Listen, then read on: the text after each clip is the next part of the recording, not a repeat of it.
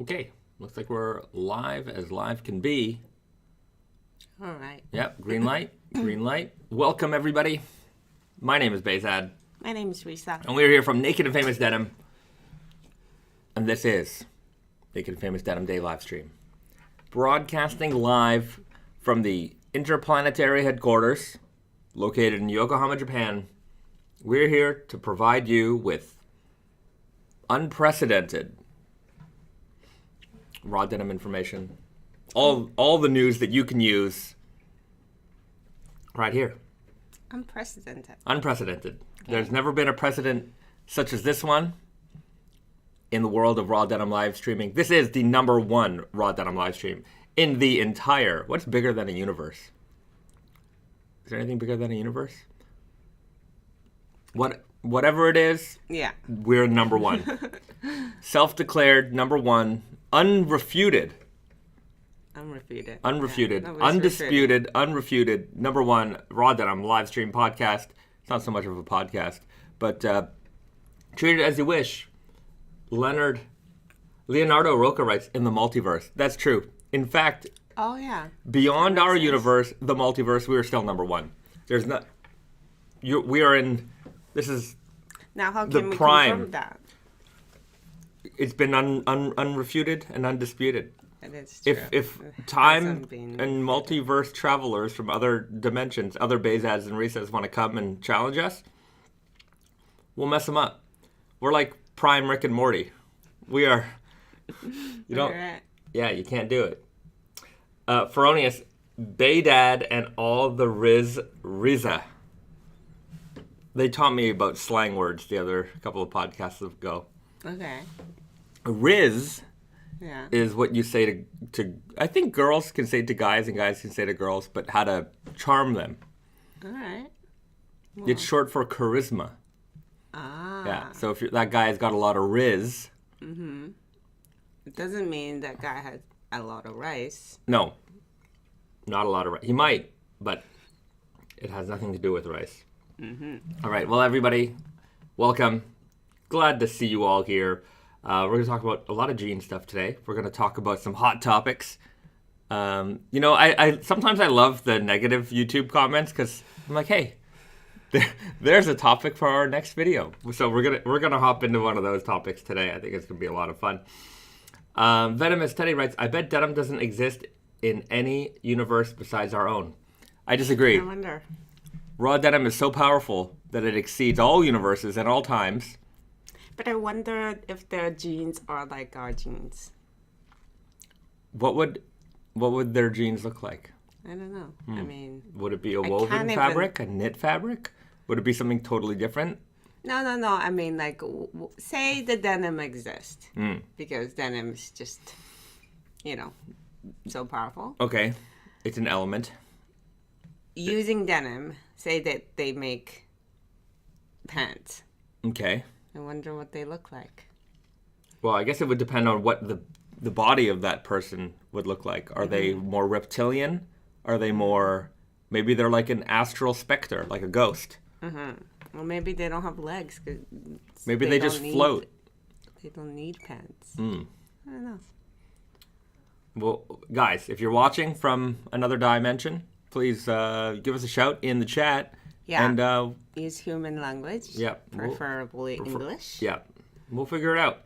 We'll get to the bottom of this.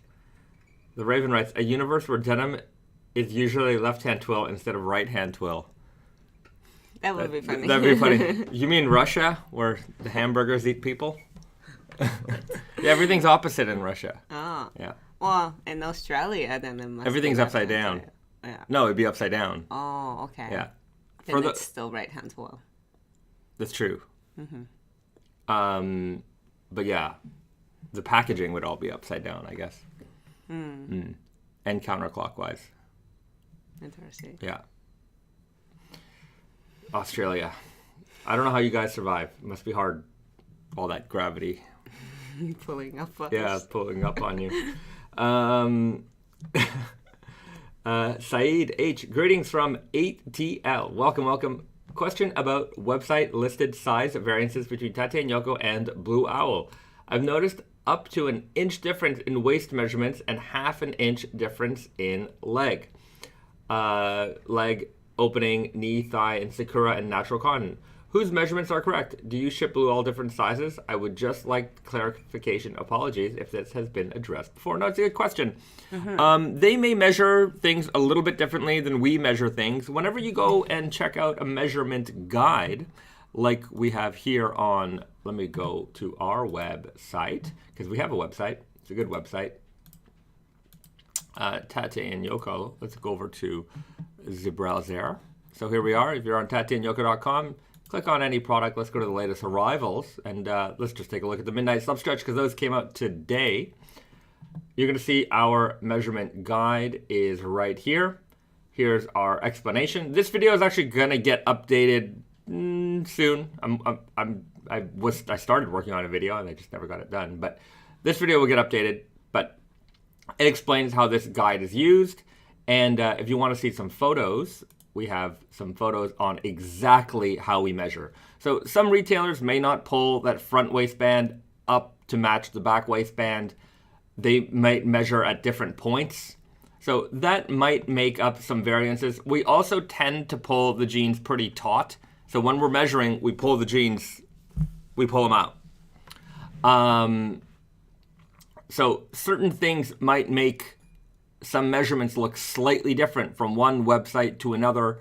Certainly, I think inseams are, and like leg openings, you'll probably find to be quite comparable in general. But again, we pull things pretty taut in order to get the full measurement. Some people don't do that.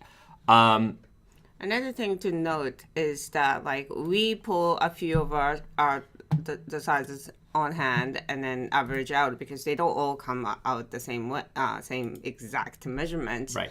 And Blue Owl might be doing that too. Like, you know, they say they have two in that size and then they measure both and then just average out. So sometimes depending on, you know, what you actually measured, the outcome might be skewed. So if you're really concerned that it would be either too small or too large, just to maybe, you know, either send us or send them an email saying like, hey, like I'm trying to buy this, but can you, you know, actually double check the measurements? Yeah. We'll do that for you. Blue Owl, I'm sure, do that for you. It's, you know, an inch in the waist seems like a big difference. Yeah. So it might be worth doing that just to make sure. Just to make sure. Yeah. So hopefully that makes sense. We don't send anybody any different jeans or anything like that. So yeah, and we guarantee like up to half an inch. Up to half an inch tolerance. Yeah. So if the jeans that you got measures an inch, you know, smaller than what we listed or whatever, then it shouldn't happen. But if it was the case, then we'll definitely take care of that problem for you. So yeah, we hope that answers your question there. It's a good question, actually. Mm-hmm. You don't have to apologize for if it's been addressed. We address all kinds of questions over and over again. We have no problem to do it because it's the whole point of the live stream. Right. There's a lot of new faces for every video. So some people, hey, you might have heard that answer before, but for a lot of people, or some people, it might be the first time. So we have no problem doing that kind of stuff. Okay. Alex Delgado, happy Friday, everyone. Double dirty true guys in the future. I don't think we did it. Okay. Yeah, it was the only reason we didn't do a true guy and a spring summer 23 item would have been because I didn't have enough fabric. Mm-hmm. Yeah. Yeah. So if it's not on the list of to be released, it's because I didn't have enough fabric to do it. I would have loved to do it. In the future, if we ever re-release the Double Dirty Fade, then I will definitely do it. I just don't know when or if that will happen. Yeah. But also in the future, everything is going to be available in True Guy. So, you know, maybe you find something similar to that. Yeah. Yeah, like this fall, we have a pagoda dyed denim. Mm-hmm. That's going to be very, very nice. So that's still in the future. It's still in the future. I feel like that already happened. Yeah, I know. We did the Katechu. Now we've got the pagoda. Yeah. The pagoda is going to be like a dark indigo with like a yellowy earth tone on the inside, yellowy orange. It's going to be quite nice. If you like the double dirty fade, you will probably like the pagoda. The surface of the fabric looks similar in like the warm indigo tone. Yeah. Okay. Topher Cobra writes, maybe multiverse jeans have indigo weft and white warp. You know, I actually have a fabric of that, and we were not sure what to do with it. It does look kind of interesting. Yeah, but it's weird. Yeah, I think the average person picks that up and they're like, oh, these are whitish jeans. Yeah, because it's mostly white on the front. And then... With like... You have to be a real denim nerd to be like, this is the one I want. Which, believe me, I know there's many of you guys out there. Well, you either read like, this is what I want because it's the opposite, or you like what it looks like. Because, I mean, a lot of people wouldn't even probably get that unless they just study the fabric. Like, you don't even really recognize that this is indigo weft. Yeah. Okay. TH writes, will Naked and Famous ever use materials like bamboo and Tencel in their denim?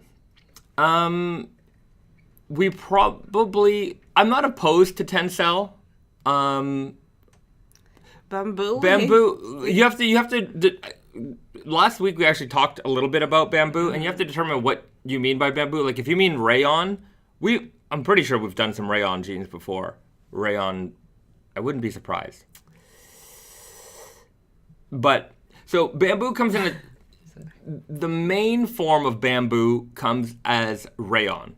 So rayon, like what's it called? Lyocell. These are semi-synthetic, semi-natural fibers. Naturally driven, like the raw material comes from natural, like fiber. A cellulosic fiber, usually but wood. It is a synthetic yarn. It's not natural. I don't think you can call it natural. Yeah. So with bamboo, instead of using wood, they use bamboo. And in the past, they used to label everything, oh, this is 100% bamboo, it's 100% bamboo, which was not, it wasn't true. It was derived from bamboo. So if you ever see like a bamboo like bed sheet or like pillow covers, they use a lot of that in like bed linens.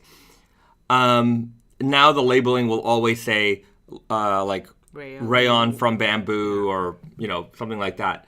Last week we actually talked about one of our suppliers here developing a yarn that was made from the fibrous material of bamboo. So basically they shaved the bamboo, like the actual bamboo tree down to make these fibers, and then those fibers were spun into a yarn. It makes a crazy yarn. It is super so hairy. Scratchy. Yeah. I mean, imagine, like, you all know what bamboo is. Like, when you break it, it's just this very strong, sturdy fiber. Stringy material. And they probably, they wouldn't just use, like, the entire, strand of fiber. They would have to cut it down to spin into yarns. But even still, like, each one is just, it's insane. Yeah. It is insane. It looks kind of like burlap. Mm-hmm. And it's not 100% bamboo. It's like bamboo mixed with cotton. Right. I don't think it would be wearable. It would not be wearable. But even in its form, actually it was semi-wearable because they singed the weft side so that it would cut down on the hairiness, and the warp side, it stayed nice and hairy. Yeah. And in the Midnight Slub Stretch video, I kind of went off into rant mode a little bit, and that was when we were having that discussion with the mill. All right. And like it was kind of funny because we're talking about pushing weights, and the owner of the mill was like, I always have these debates with so and so from the other mill, and he's like, oh, they're all about like hardcore heavyweight, and we're all about like hardcore uncomfortable. And like I always say that like the uncomfortable denim is the hardcore denim because you really have to work for this denim. And I'm like, I see that. But it's so much more difficult to wear. Sometimes unwearable. Mm-hmm. Yeah. Uncomfortable, there's like also different types of uncomfortable, right? Like wearing 32 ounce jeans is certainly uncomfortable, but it's not the same uncomfortable as wearing, bamboo jeans. Yeah, or wearing like super tight jeans might be very, very uncomfortable if they're 100% cotton versus, I don't know, some other thing. But yeah, there's many different forms of uncomfortable. You're right. But yeah, I don't think. Look, if you want to be uncomfortable, if you want to struggle, that's fine. There's nothing wrong with that. But the thing right? is, like, I think there is like whether like I agree with it or not. Like, there was a thing about like wearing heavyweight uncomfortable. Like that's you're powering it through. You're real denim nerd. Whereas like wearing something like itchy on your skin doesn't really give you a credit so much. Yeah, that's it. In our world, itchiness is like, why would you do that? Yeah. Whereas like... To be fair, I think if you can withstand itchiness all day long, that's way more like, personal strength than... It's true. But that's very nobody true. wants to be uncomfortable all day. But with the heavyweight denim, it tends to get more comfortable over time, or you get used to it. Whereas the itchy fabrics... I wonder if we get used to it. I wonder. I really wonder. Anyways, let's hear your thoughts and opinions on that one. But, okay. We're going to talk about comfort. Because my favorite comment of the week came from a YouTube comment, and we're going to check it out right now. Because it's just a good one. And it's a similar one to what we discussed last week. So here we go. Last on the the Midnight Slub Stretch video, we just posted that up a couple days ago. Great comment from It's a Name. Hopefully it's a name. Hopefully you're in the chat today. But if not, we're addressing your comment live because I thought it was a good comment. Enough with the stretch! ! You can talk all you want about fades on stretch denim, but it never, very, very capitalized never, looks as good as 100% cotton. I've seen so many pictures of fades on stretch, and it does not look the same. The fade lines are very different, especially around the thighs. Naked Famous is supposed to be a denim head and enthusiast brand, but stretch is counter to that. Okay, a lot of opinions. A lot of opinions on that one. The part that gets me the most, aside from, the opinions about the stretch denim, it's okay. We can discuss that. But the part that bothers me the most is Naked Famous is supposed to be a denim head. Yeah. It's supposed to be a denim head, an enthusiast brand. Yeah, I don't know what that means.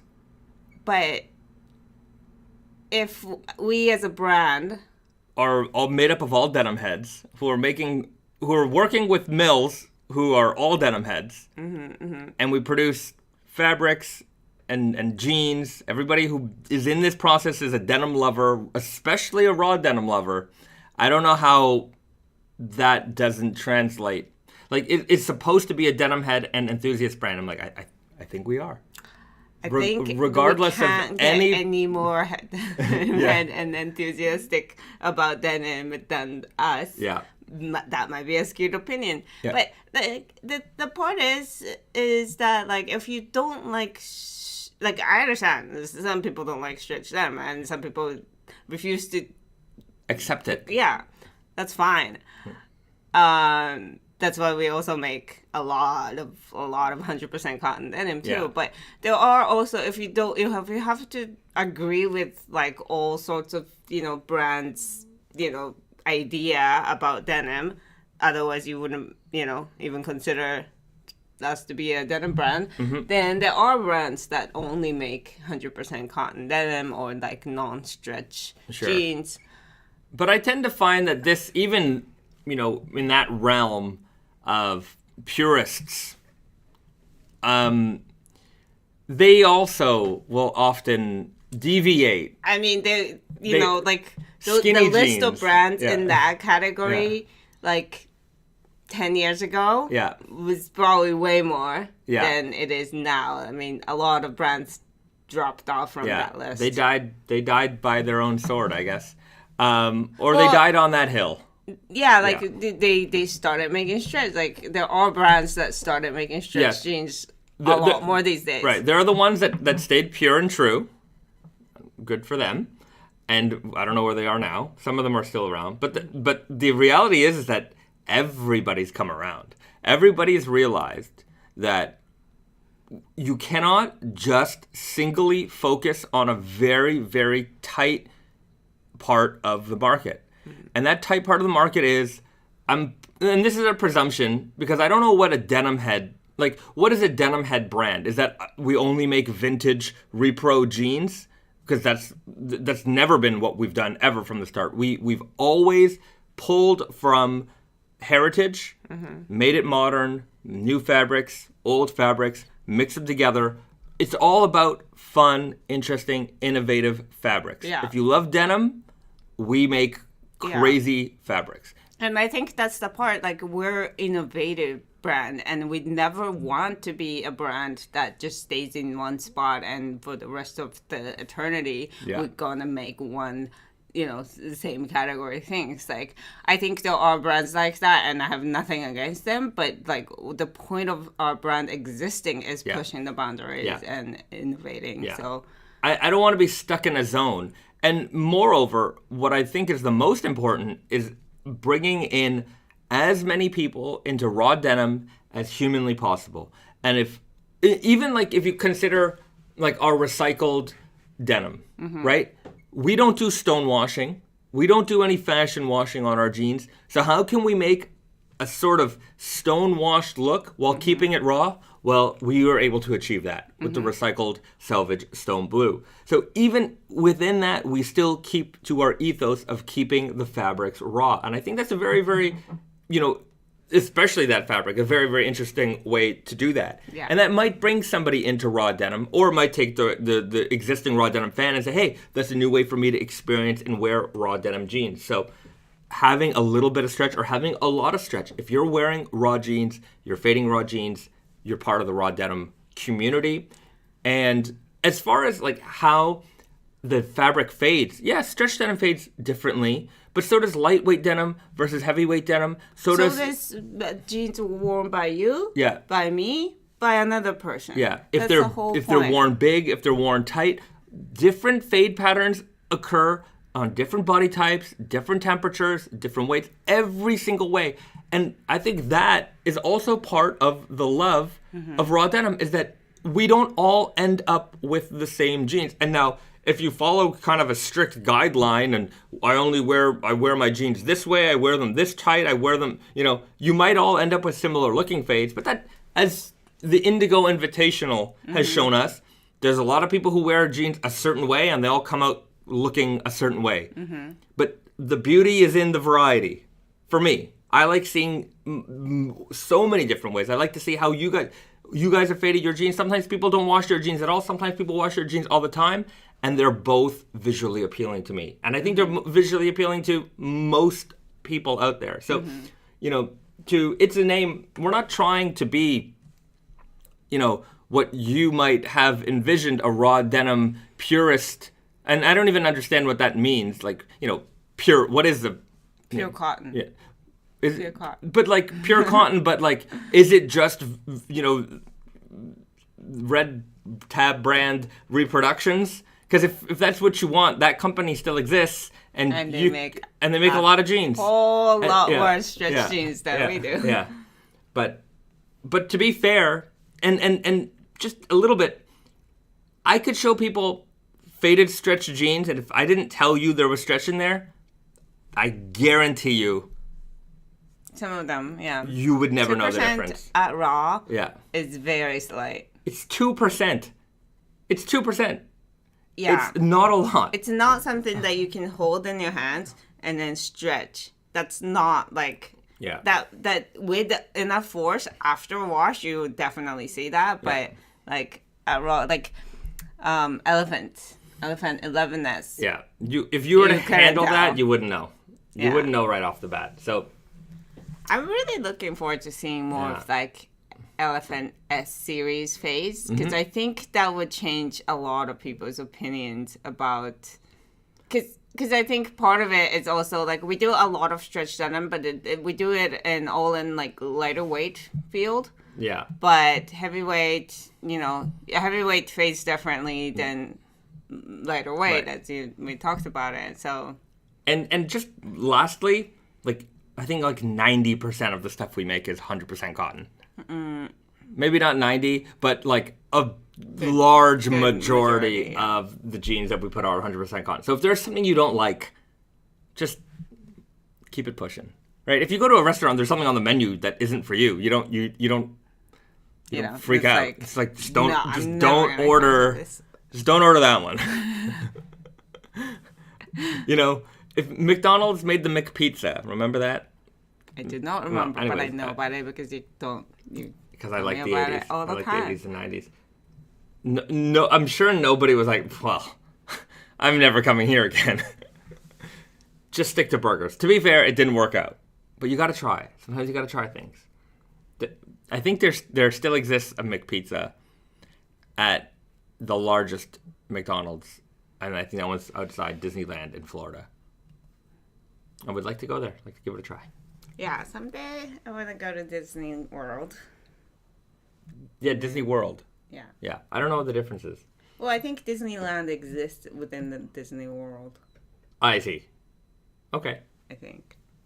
Pedro, the stretch in the Mortys is amazing. The stretch denim in the Morty denim is very, very nice. It's a two-way stretch. Yeah. Or four-way stretch, whatever you would call it. It's stretches in the work too. Yeah. Cheddar Buttersworth. I had the McDonald's pizza all the time when I was a kid. There you go. What, like, was it like it was like a little, small? like a personal, like, size pizza. All right. Yeah. Adrian H. Dude probably thinks if they aren't bleeding behind the knees, it's not proper denim. Yeah. Look, I don't want to disparage this person. I'm happy to have this conversation and it's not so much of a back and forth because he's not here to defend themselves, but yeah, I think the biggest point is that it does, like, if you compare, apples to apples with the stretch, like, it would fade differently, but that's not necessarily bad because it is different jeans. Right. 100% cotton versus 100% cotton. Different fabric, different weight, different person. Even the same person. Different day. Different day. How they wear them, different, job. They're always going to look different. So to just simply say 100% cotton denim fades better than not 100% cotton denim it's just not true. Well, you can have that opinion. You have preference, but disparage like the idea of those products existing in our under our brand is a little bizarre because, again, like it's not like we're preaching like 100% cotton is the way to go, and then all of a sudden have stretch denim. Right. That's not what we're doing. So. Austin, McDonald's fried chicken and spaghetti no longer in Asia is good. Apparently it was good, but they no longer have it. I love spaghetti, so I would definitely try McDonald's spaghetti. But in Japan, we still have gohan burgers, which is rice, like rice squished, patties. Yeah, into patties. Yeah. Replacing the patties. Those are my favorite. Yeah, those are all right. They only serve after 5 p.m. I don't know why. They got to prepare the rice. I guess so. Yeah, the Gohan burger.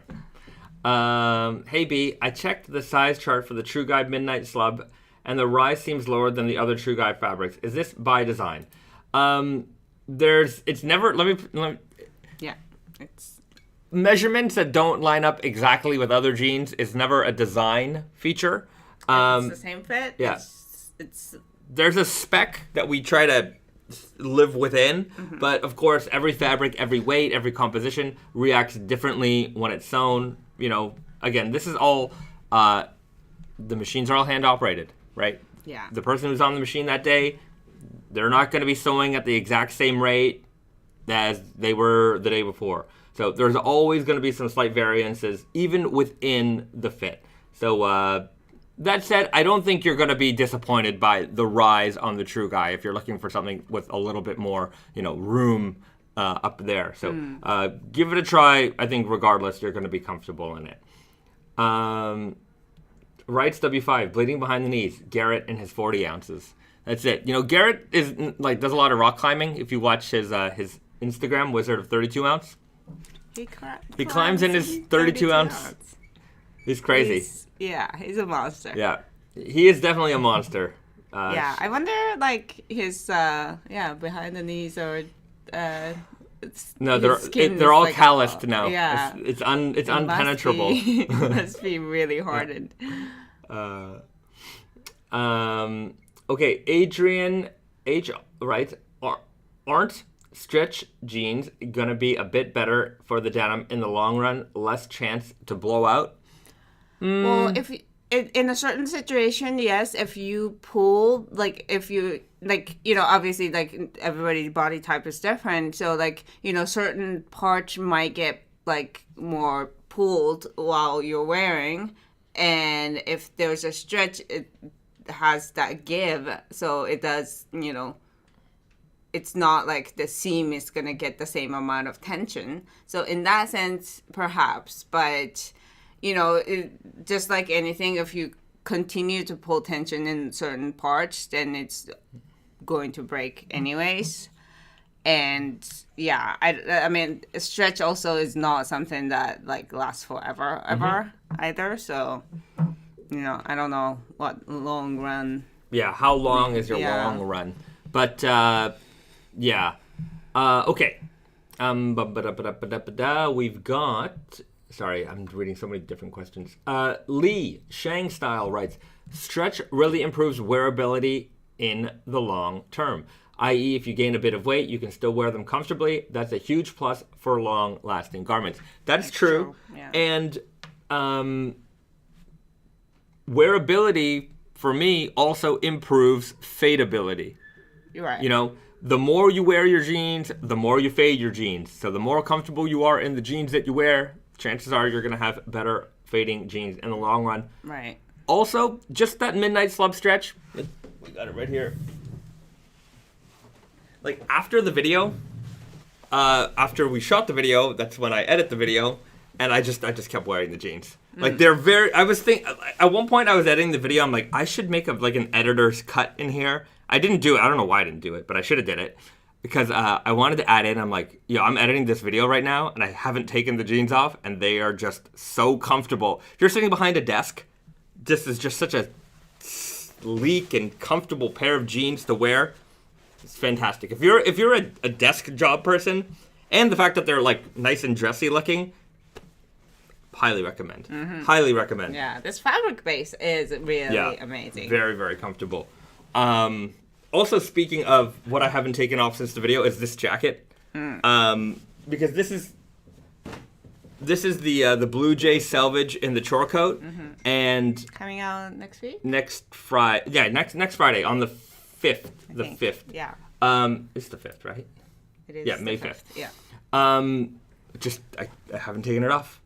I've been wearing it ever since, and it's just such a comfortable thing. And the weather in Japan is very perfect for a light jacket like this, and I'm probably gonna have Risa do an embroidery here. I'm not sure what to do, but I think that a kind of a white stitched embroidery here make it look like a very old school uniform jacket, a janitor, janitor Bezad.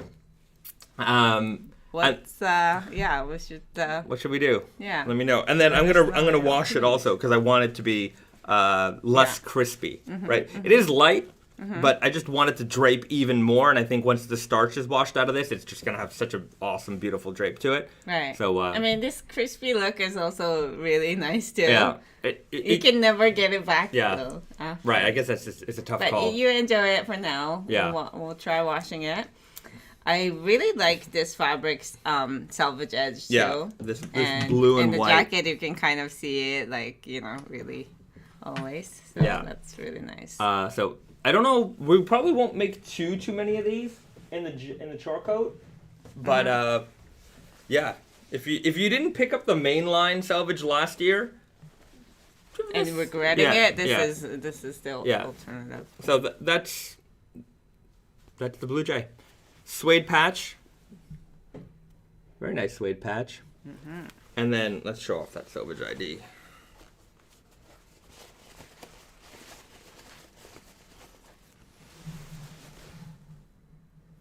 So you can see it there. Very, very nice. So it got that gray interior. It's like a 2x1 twill, very tight weave, old school kind of prison denim, I find. Yeah, a lot of like super lightweight vintage like overalls and stuff like that. It has this vibe. Yeah, this was the workwear denim weight of the time. Mm-hmm. You know, if you find those old catalogs, you'll see, 8-ounce, 9-ounce, 10-ounce denim. That was the heavyweight, durable material of the time. And, times have certainly changed. Mm-hmm. But if it was good enough to build America, it's good enough. It's still good enough. I would say it's good enough today still. I mean, I wouldn't use it as protective gear. I wouldn't solely rely on it as protective gear. Like remove your Kevlar jacket for this. But it's very it's still very durable. Very sturdy. Yeah. Like this is how you know that like okay, denim is a workwear fabric. Yeah. Even at this lightweight, it really is sturdy. Yeah. Ray Tattooed Boy, very NWA.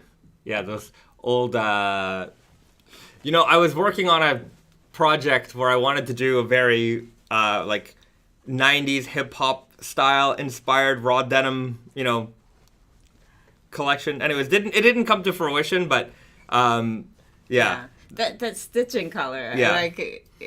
This stitching color. Yeah. Very very got bright. Yeah, very cool. But yeah, I don't know what to put here. Let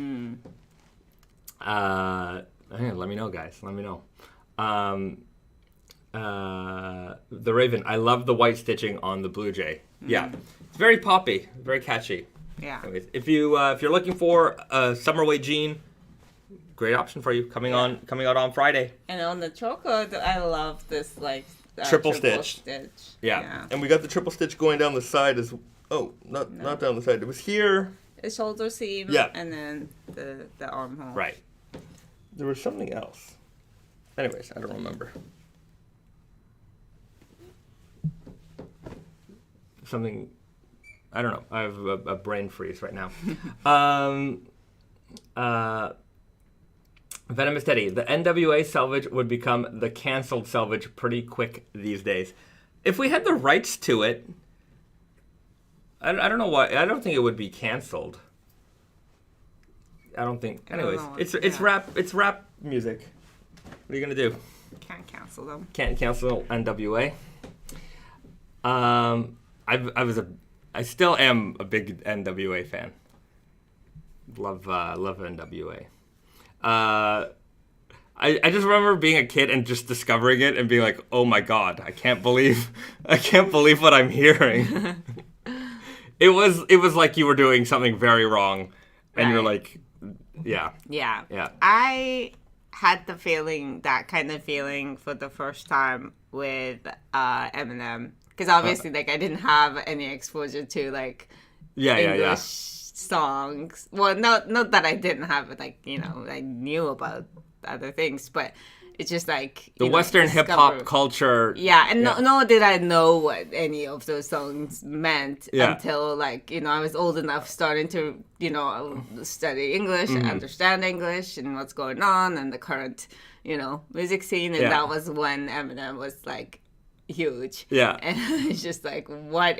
And also the best part was that in Japan they sell these CDs with lyrics cards. Yeah. So every album, every single, it could go either way, I think. But albums, it will come with lyrics card, and in the English song albums, it will come with the English lyrics, and then also in a separate note, it has all the translation of those lyrics.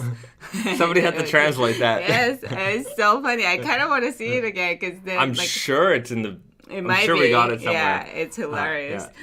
Mike Knight writes, do you like Two Live Crew? Oh, yeah. I do enjoy the Two Live Crew. Banned in the USA. Oh. Yeah. They had a song. Oh. But they were constantly, like, banned from, like, live performances and stuff like that. Yeah. But that gave them credit. Like, Yeah, that was the days where it's like you absolutely. want to be canceled. If you want to watch like a pure ownage of somebody, there's what's his name from Twisted Sister, and Al Gore. So like Al Gore's, Right. I'm gonna call his stupid wife. Decided that let's have a list of songs that are the worst. And it's like, not only is that a stupid idea, but boy, are you just going to draw attention to these. I think they called it the Dirty Dozen or something like that. Right, yeah. And so they had, I forget his name. Anyways, Lee, it doesn't matter. Well, it does matter. I mean, you can look it up. But like, they have him come to like Congress to have this a discussion where Al Gore is getting destroyed by who he thinks is like a mental midget. He thinks he's better than this punk rocker, right? Like this rock star with his crazy hair and stuff. And he's just explaining to him, oh, here's what freedom of speech is. Here's what freedom of expression is. And you know, there was one point where Al Gore is like, what do you think the meanings of these songs are? And he's like, you know, this, that, and the other. He explains it. He's like, and Gore was trying to explain that it's like, you know, much more perverted. And he's like, I don't know where, like, that's where your mind goes to. That's, if you have a problem with it, that's your head, not my head, because, you know, we wrote the song here. I think the song was like about a traumatic experience at the dentist or something like that. But yeah, D. Snyder. Sorry, I should have remembered that. But yeah, just, I can't believe how much music they tried to ban. The music and video games. Right. But yeah, by trying to ban them, you gave them so much like platform. Yeah. Like you don't understand. Like why don't you understand that this makes everybody want to? Yeah. That little parental advisory sticker meant by me. Yeah. If you don't have this sticker on it, like, did you ever make the mistake of accidentally buying the censored version of an album? And like, there's like, you know, the muting sections, they just mute out the lyrics, or like, you know, there's the radio edit and then you hear the real one, and it's just like, oh my god, I cannot listen. Even on Spotify, sometimes, you know, you'll accidentally click on the non-explicit version, and I'm like, what am I listening to? Like, oh man. Yeah, Brainstorm. People just want to find out why it's banned and will buy the thing. Yes, yeah, absolutely. 100%. Yeah, and or like you hear about it for the first time, it's like, oh, what is this song that they're talking about? Yeah. So funny. Right. Or maybe they know and they wanted us to all consume this. Yeah, I don't know how. I don't give them that much credit. I don't think these are very smart people. Then what is the meaning of it? I don't know. These are the kinds of people who think they get rid of the homeless population by, like, fixing the homeless problem by just changing the name of the status. Oh, they're not home. We don't have a homeless problem anymore. We have a something else problem. So by just changing the definition of it, we fix the problem. And so, hey guys, this music it's making the kids shake their butts too much. Gotta stop, put an end to that. Just ban it. Make it illegal, and it'll stop. It's not how it works. It's not how it works. All right. That's my political rant for the moment.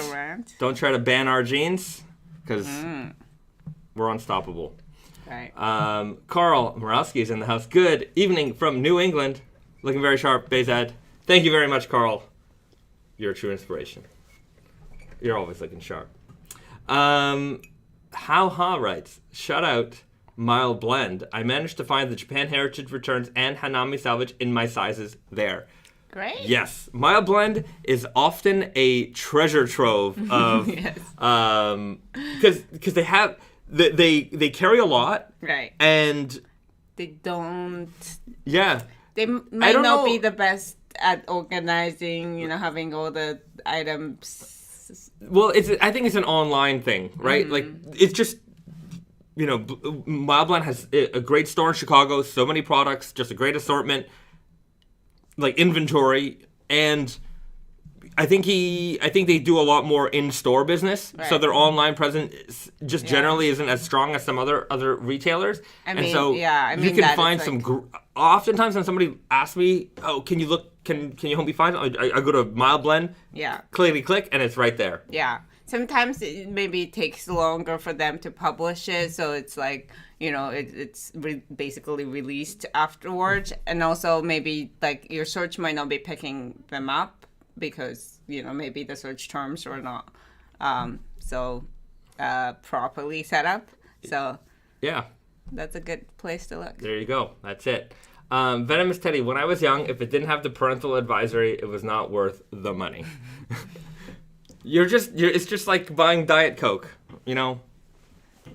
If you want the full, rich flavor of a Coca-Cola. But that's different. Diet Coke has a meaning to it. Yeah, that's true. Okay, it's like buying off-brand Coke. I'm Right. not talking Pepsi. I'm talking off-brand. Right, just so the sake of it. Yeah. Okay, it's that's a better analogy. Yeah. There you go. Lee Shangshao, a few weeks ago you talked about finding a whole bunch of old Naked Famous releases from other retailers. Are you still on track to bring it to Tate and Yoko? It's on track. It will take a while. It's a lot of work. Yeah. If you bring the amount of inventory that passes through our warehouse is a lot.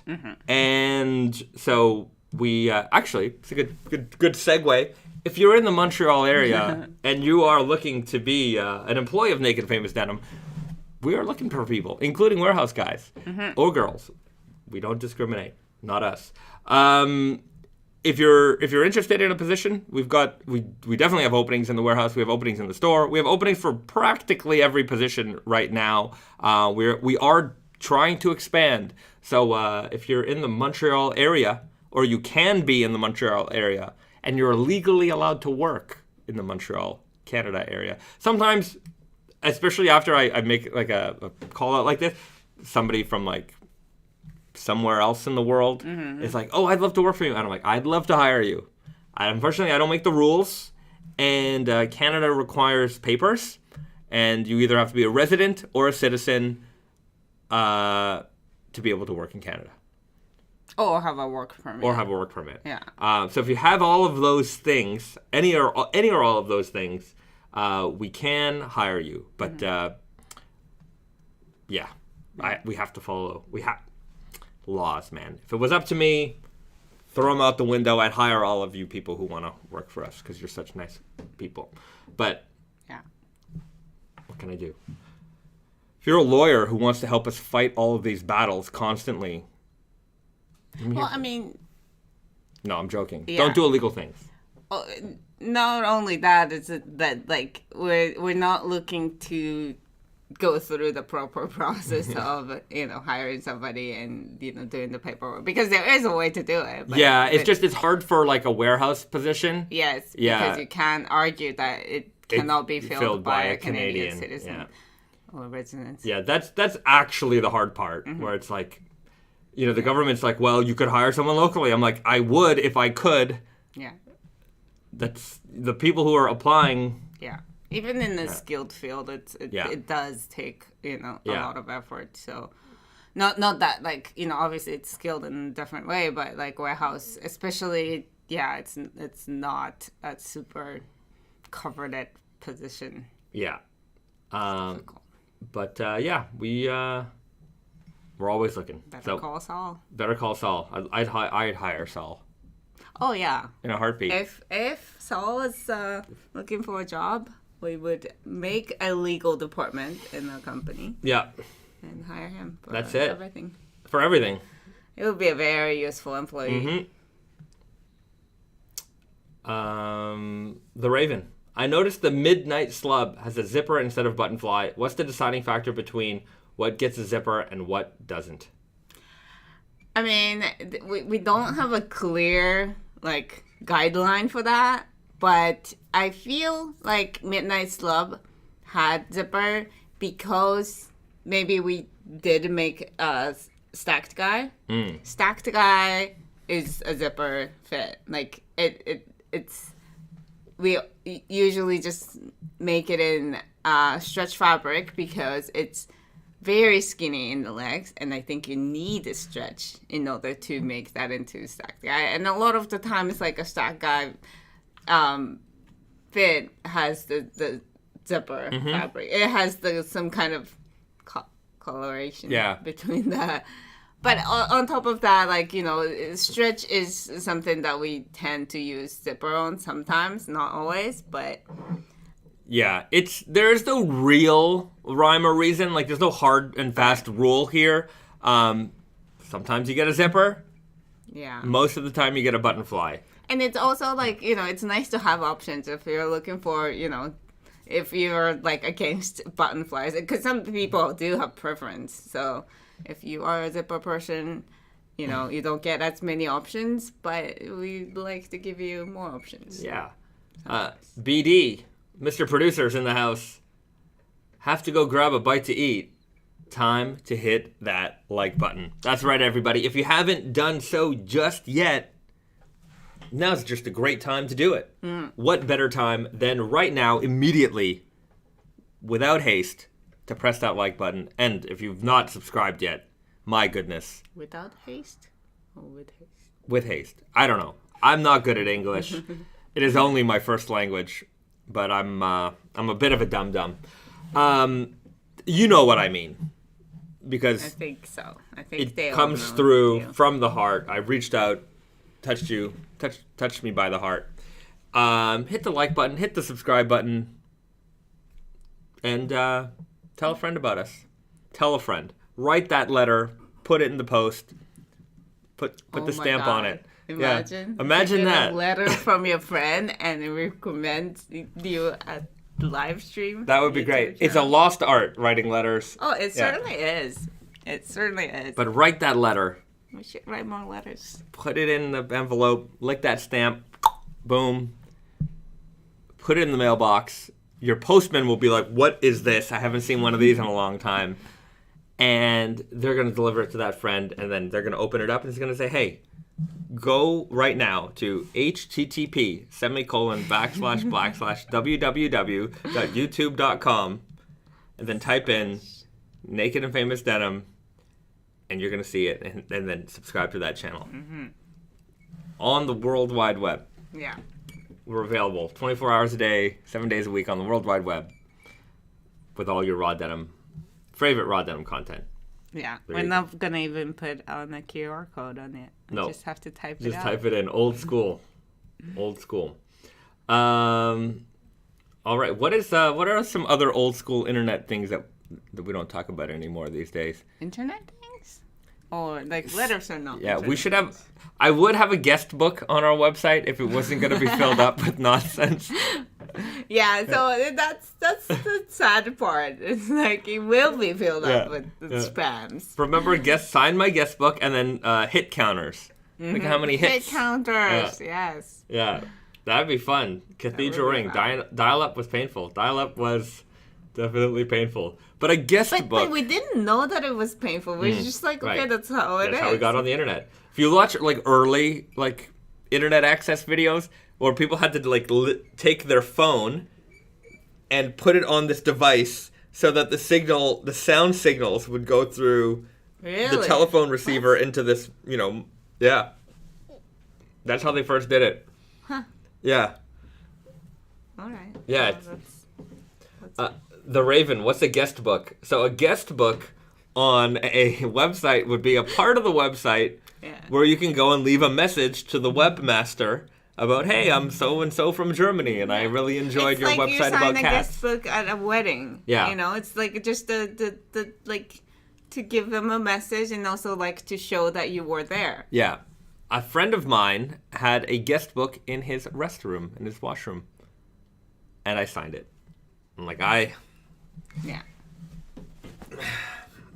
did my business here, and I have to say this was a fine washroom. Mm-hmm. It's so funny though, because wedding kept that guest book thing. Hotels used to keep guest books, but I think that more of a record thing. Like, would you sign I would sign a hotel guest book. So and so, Beizan Arisa, greetings from the International Space Headquarters of Naked Famous Denim, Yokohama, Japan. I feel like old school bed and breakfast and run by like old people might have a guest book still. Yeah. Well. But yeah, head counter too. Like we like, I mean, obviously like on the website we basically do have a head counter. It's just that it's not public. Yeah. The Raven. Oh, like DMs on social media. Not like DMs, because the DMs are like a private message. Yeah. This is a public. Yeah. Hey. It's like a comment. Yeah. More like a comment. It's more like a comment. Yeah. But it was more like. Yeah. It was more like, hey, I'm checking in from. Your website's in England, and I'm from, Botswana. All right. And it was kind of like, I've always felt like it was a way to show how far your website is reaching. And because it was such an amazing thing that you can talk to someone from halfway around the world. That you've never met, you don't even know the name of. Yeah. Yeah. So, that was... the internet. That was it. Early days, good times.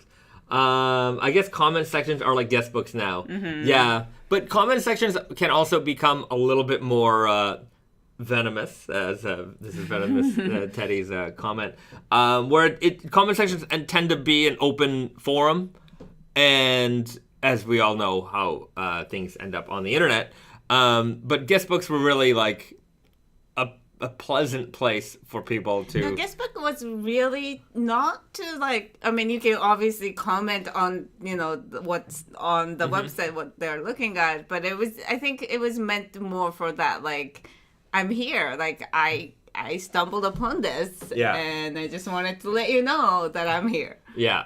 The Raven, pre-2000s internet was always strange to me. I just enjoyed it. Chat rooms. I loved chat rooms. I don't think you could do that I don't think there are such a thing anymore. I guess not. I mean, I guess, forums replaced it. Yeah. But just, here's a chat room. Yeah. Oh, I mean, I would imagine it exists, so. Yeah, I don't know. I don't know where to find Yahoo Chat.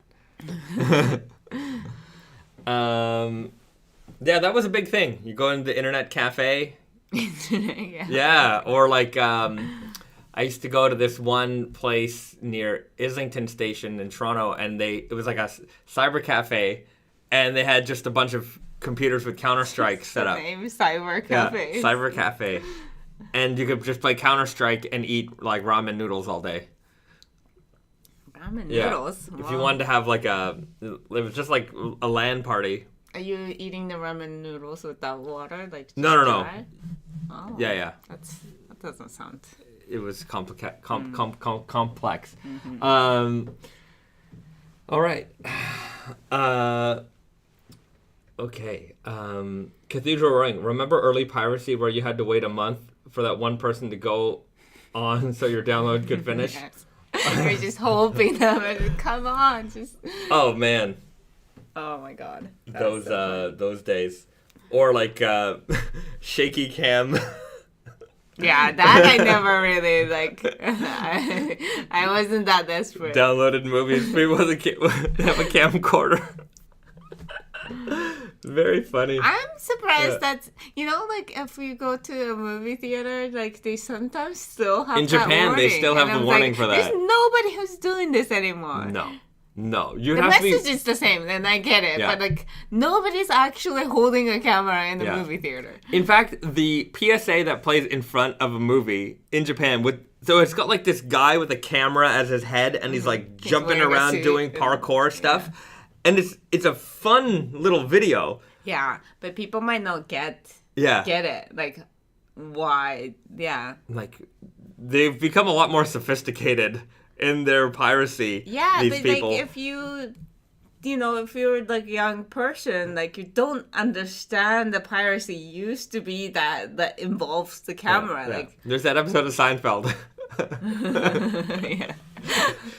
With Jerry. Jerry's got the camera handed over to him.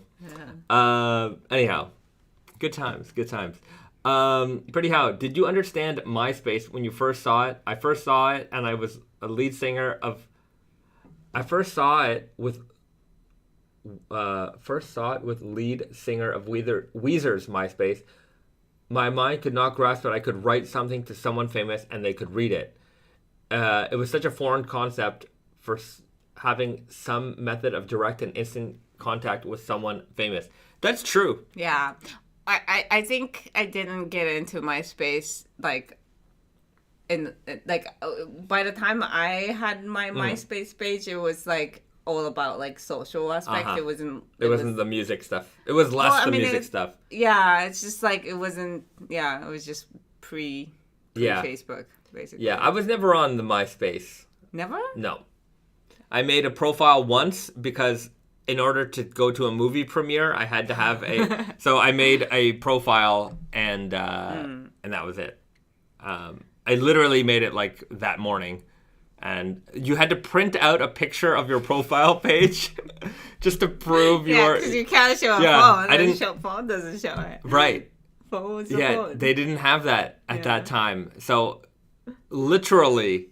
Yeah, those are the same times that you have to print out a map quest. Yeah, MapQuest map. You didn't have to have a map book in the car, but you still have to print out a map to go somewhere. That was it. Netscape Navigator for the win. Oh, yeah. Netscape. Good times. Early internet. Great times. Cyber Cafe Gibbs from NCIS looking for criminals. I've never watched NCIS. Oh, yeah. No, I was actually thinking about that. Like, you know, like Cyber Cafe, Net Cafe, like, it reminds me of like how like people used to find criminals. Like, you trace it back to an internet cafe, and then they talk to the internet cafe owner. There was a lot of like that going on. There was somebody here on the internet 3 days ago. Let's check the records. Yeah, it's not like you couldn't have internet at home. Yeah. Okay, Cruiser, print out that MapQuest map and look at it 30 times to make sure you didn't miss your turn. Oh yeah, I will like tape it onto my steering wheel. But I remember like finding out about MapQuest and being like, oh my god, I know how to get there now. Like I never drove before MapQuest. Oh, so I don't know at that time. Yeah, but just finding directions or like telling someone how to get like, oh, meet me here. Oh, here's the MapQuest. Like. Here's how to get there. Like that was pretty impressive. I just don't know how anybody got anywhere without like. I mean, MapQuest was like, you know, like annoying, but it was, you know, there accessible. But it's like if you had to buy a map every time you go to a road trip, new city, like that's insane. Yeah, it was also like you're just driving and you like. You can't drive by yourself without... Right, with a map. Because you can't be just, like, looking at a map every... I don't know. I just don't know how people live. Stop at the rest stop. The guy at the gas station was probably... I'm sure they still give a lot of directions, but they probably really had to know their directions back then. Yeah. Okay. Nick Tack writes... Any chance of a reverse fade 2? Maybe a light blue warp and deep blue weft would be better than the original white warp version. So the reverse fade wasn't simply just a white warp. It was actually an indigo dyed warp with a white paint coating on top. And so the reverse fade was really only just white turning to blue. White. White color, yeah. So it had nothing really to do with like a warp weft construction. It really mostly had to do with that coating, and I don't like the only way to do it otherwise would be to have some kind of reactive dyed blue yarn with some kind of white dye on top, which I don't know what that would be. No, but like white dye wouldn't like the same way like we can't really do black core. Yeah. Like the dye cannot be like darker. Like significantly lighter than the inside of the yarn. Yeah. It just wouldn't work. Yeah. So that's why it had to be coating rather than dye. Right. Austin, anything special happening for episode 100? Which one is this one? This is 97. 97. Yeah, so we're getting close to episode 100. Okay, 3 weeks from now. Yeah, I don't know. We'll figure it out. We'll have something special lined up. Yeah. We also have to take a break. Yeah, there will be a 1 week break probably. Not next. We never took a break, even for holidays. Yeah.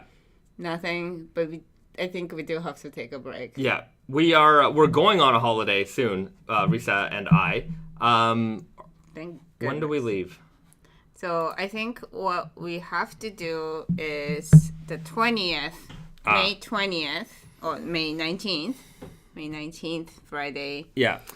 That is a single day off in the history of the live stream. Live streams. So. Sorry, guys. We'll be in America. So. We'll be under the sun. Yeah, we'll leave it to you to guess where. Risa's shirt might be a little of an indication. But yeah, I have not taken a real holiday since like the 2000s. Yeah, like an actual week, even a week off, I've not taken. I think my last semi-holiday was COVID, but even then I was working. Yeah, COVID wasn't a day off for me. Nothing really stopped completely during COVID either. No, but I mean when we actually had COVID, I was still typing away. Like nothing. Yeah, nothing stopped. But yeah. Yeah. Well, I think we had that one day off for our wedding. Yeah. I mean, there were days like that we didn't work all day, here and there, but that's called weekend. Yeah. Yeah, I don't know what a holiday is like, so we're gonna find out. Yeah. It's been too long. It has been too long. Yeah. Venomous Teddy says Alaska. Ooh. I've actually would like to go to Alaska at some point in my life. Yeah, me too. I would like to go up north to see what it's like up there. Cathedral Ring has nailed it. Just where's Cathedral? Bang. Oh, yeah. I don't think it's that hard to guess coming from. We're gonna go to Hawaii. Yes. I've never been. I'm looking forward to it. Tropical America. Yeah. I've been a couple times, but I've never been outside of the Oahu Island, so I'm very excited. Yeah. Yeah. So, yes, we'll have... Okay, wait. So, speaking of... So, today is here, and that's 97. 98. 99. Yeah. We have a 99 and a break. And then 100. So the 26th will be episode 100. Yeah. We'll have something planned. I wish it would be like 100 and then like a break. Because then we could be we achieved 100. No, we got the build up. We got the build up. We got the build up. Build up to 100. We'll do a 4-hour stream to make up for it. You guys are all legally required to be here the entire time. And yeah. That'll be a lot of fun. But yeah, anyhow, we're gonna hopefully do some vintage hunting, see if we can find some cool stuff in Hawaii, and we'll bring back some goodies, see what we can show off. We'll probably come back with a little bit of a 10. A little bit. Looking forward to it. Corey writes, take a break. You guys deserve one. Hope you guys have a great time. Well, thank you so much. Thank you. If there are any Hawaiians in the chat, let us know. We might ask you for some tips. Shane, I've been to Oahu once. It's a nice landscape, but much too warm and isolated to live there. I've never been there, but I'll take your word for it. Brainstar, try spam musubi. Spam musubi. You're not gonna eat that. I probably won't eat that. I like it. I do like it. I like the little seaweed around it. I don't eat swine.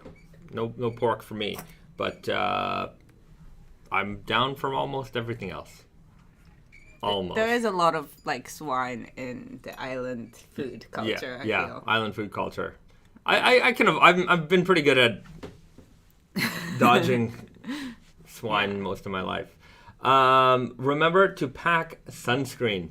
Fun fact, I never use sunscreen. I used to never wear sunscreen when I lived in Southern California, and I'm regretting it now, big time. Yeah, it's important to protect your skin. Yeah. It definitely is important to protect your skin. You just don't go outside. That's why. I sit in the shade. I enjoy the outside from the inside generally. But I also tend not to. I don't know why, but I tend not to burn. Also. You do have a you're not fully Caucasian. I think that helps. Yeah, the Filipino skin might help. Mm-hmm. I'm not sure. It's like the potential to be to be darker is high in me, but we'll see. One time we went to Okinawa, I came back pretty tanned. Mm-hmm. Yeah, I think I looked nice and healthy. But yeah, we'll see how it goes. I will be a few shades darker probably. Looking forward to it. A nice new color for the summer. I'm gonna patina a little bit. Just wrinkle it up a little. Austin's expensive sunscreen for the face, cheaper one for the body. All right, that's a real pro tip. Hawaii 5/0 ounce denim. That nice patinaed skin. Hawaii, we don't have any retail partner, unfortunately. Not currently. We've had a few in the past. Yeah. Anyway, maybe we'll. Yeah, I wonder how. I wonder what the denim scene is out in Hawaii. I can't imagine it's too big. Mm-hmm. Cheddar Buttersworth. I don't tan. I burn like a dry leaf under a magnifying glass. Yeah, some people I know, the sun is their worst enemy. Yeah. Yeah, that's very unfortunate because you accidentally leave the house without sunscreen and it turns into a sunny day, like you're screwed. Yeah, brains are shaved ice. Yeah.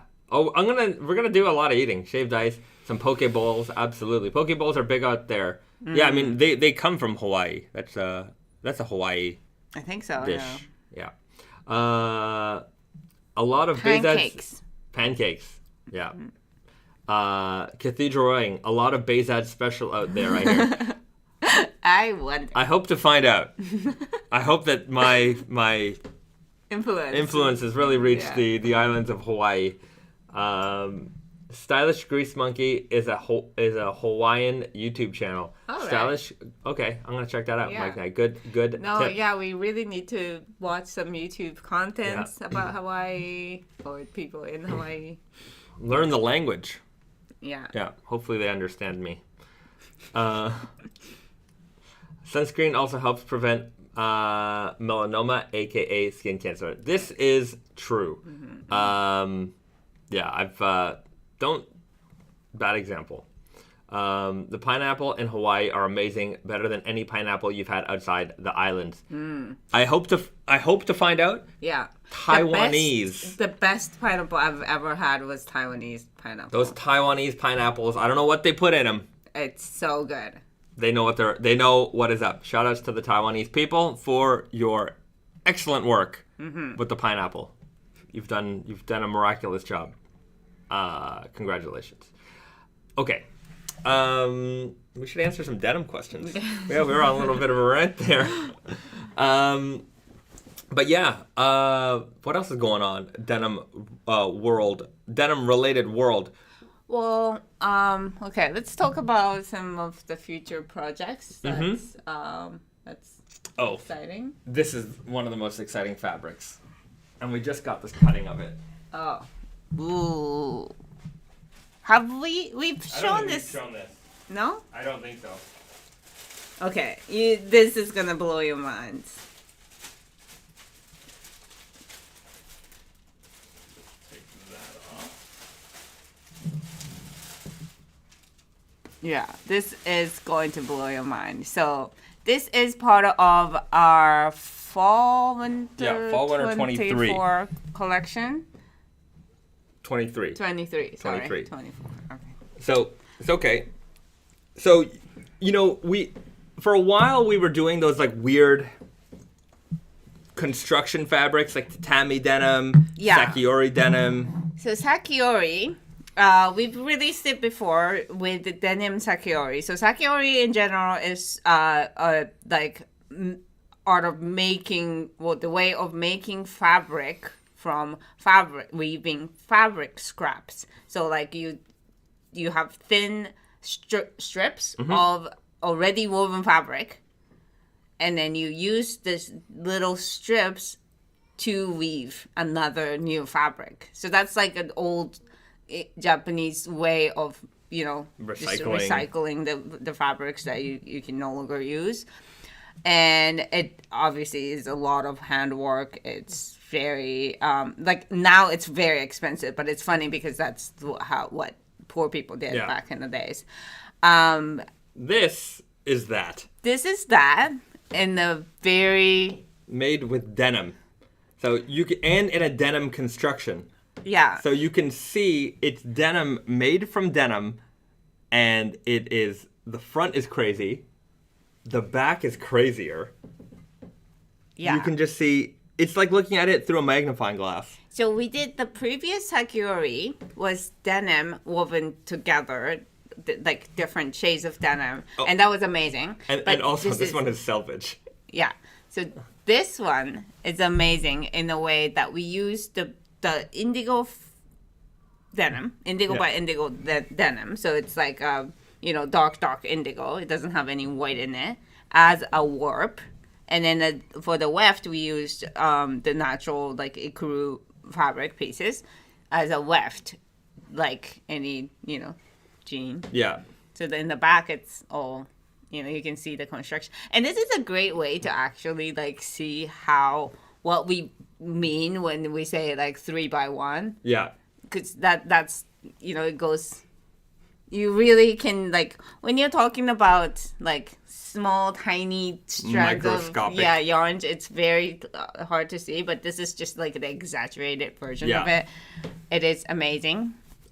I'm going to warn you now that the price is very high. As you can imagine, this is a lot of work. It's a lot of work here. And we are not making pants with it. No, we're making kimono shirts. Mm-hmm.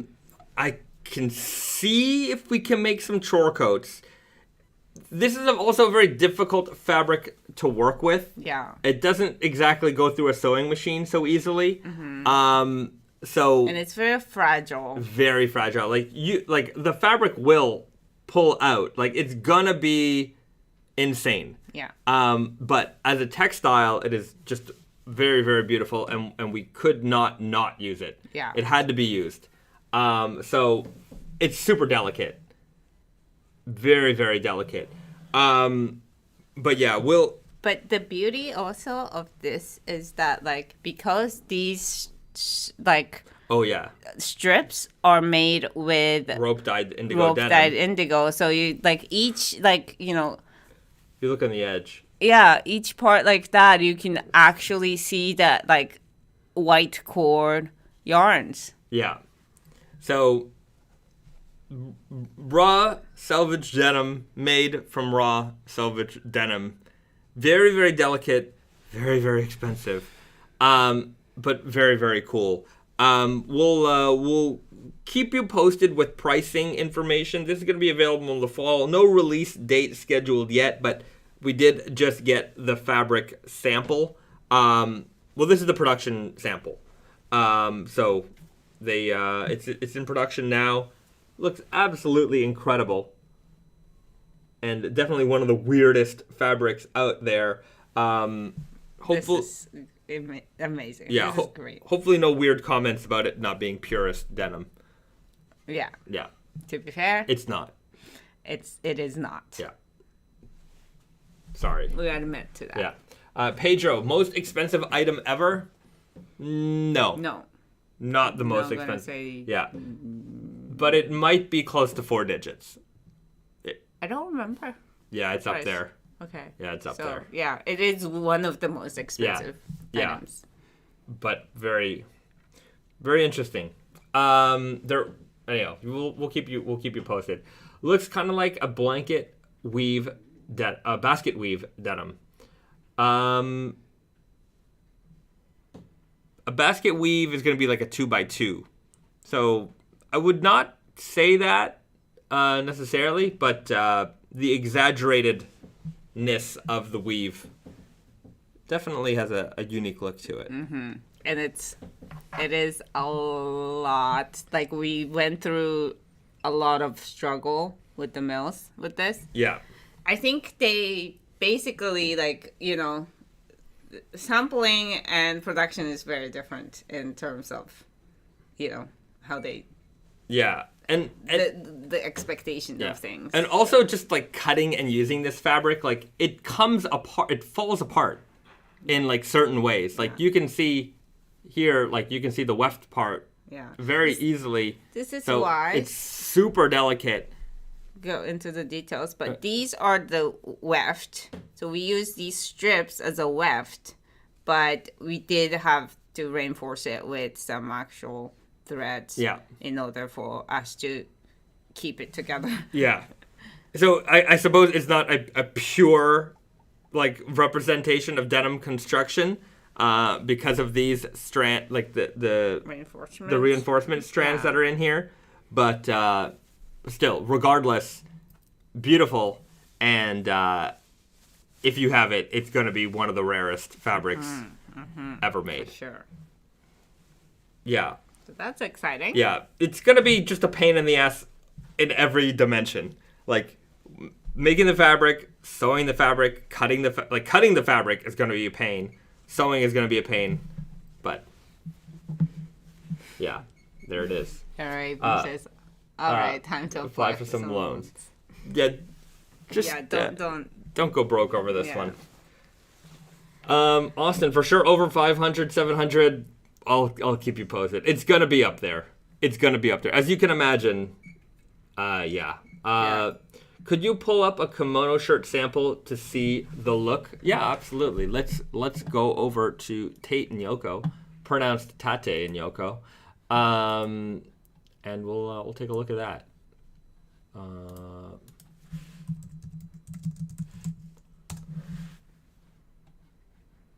I just want to pull up a new one so that we have it on the model properly. Where's our latest kimono shirts? There we go. Oh, and we got a handsome model too. Look at that guy. So yeah, very simple, easy summer type of jacket. Something you could just throw on over a t-shirt. These just came out today too. Also, the Sashiko double gauze material. So we have them in two. We have it with this indigo, with these indigo weave pattern, and then we have it with the. Where'd it go? The stripe one. That one. Am I not seeing it? This one. There we go. Yeah. So this one's pretty neat as well. And you can see it has that beautiful stripe pattern with this crosshatch Sashiko design. It's hard to see on my monitor, but might be easier for you to see at home. Very, very beautiful. And because this is all indigo dyed, the fabric will fade and it'll reveal those like stitching patterns a lot more over time. So two great Chore coat options just dropped today, with the Sashiko double gauze indigo stripe and then the regular indigo. There is also a Chore a kimono shirt version of that somewhere, which I don't think it's available yet. Oh no? I didn't see it. Okay, well, check the internet and it might be there. Let's see. Maybe we can show a picture of it. I think it's the photos are not done. Photos aren't. Oh no, it's this one. Oh, yeah. There it is. Sorry, we don't have the flat photo done, but you can still see it on our handsome model here. So yeah, you've got two options. There you go. Okay. And then also those sashikos are also available in a variety of pocket tees. So you can check that out. And what else do we got? What else is new? Oh, this is a new one. the linen one. This one's really nice. I've worn this in a few YouTube videos, like product videos. The neppiness of this fabric is fantastic. Linen cotton nep. It's my fault. I take full accountability. Just we never talk about our shirt fabrics as much as we should. It's really just a matter of time thing. But do go and take a look through some of these fabrics, and you'll find just how beautiful they are. This Slub Nep rinsed denim is also really, really nice. Like, the texture is fantastic, and it's light, it's soft, it's drapey, and it's got like this like indigo fluffs throughout that look really, really cool. It's hard to see in the picture, but in real life, it's very nice. Yeah. So yeah, check them out, guys. Okay, back to some questions. Okay, so Austin, hopefully that give you an example of what the kimono shirts look like.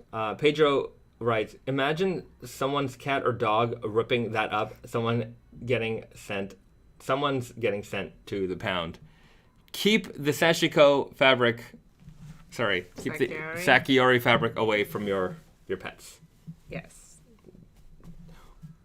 Yeah, yes, don't wear this to... Look, if you own this, you just have to be prepared that the fabrics are going to pull and they're going to fray, and you're going to have like this weird stringy looking garment at one point. It's going to happen. That is the nature of this fabric. If you want to preserve the beauty of the fabric as it is, be very careful with it. But don't get upset if something happens to it, because it will happen to it. I mean, it's not perfect to begin with. It's never supposed to be perfect. So I don't think you should I think you should leave the idea that it needs to be immaculate. That's just not going to happen. It's not even immaculate when it's brand new. Yeah. But it is one of the weirdest fabrics, and it is one of the rarest things that you can ever own, I think. Oh, in terms of clothing. Ahmed Ali Akbar writes, Did you all see that Street Fighter 6 director wore the Naked and Famous Hadouken shirt for the latest trailer event? What? I didn't know that. The one hosted by Lil Wayne. That was my favorite collab, and I got 6 items from it. I did not know he was wearing our shirt in that. So that's the recent one, right?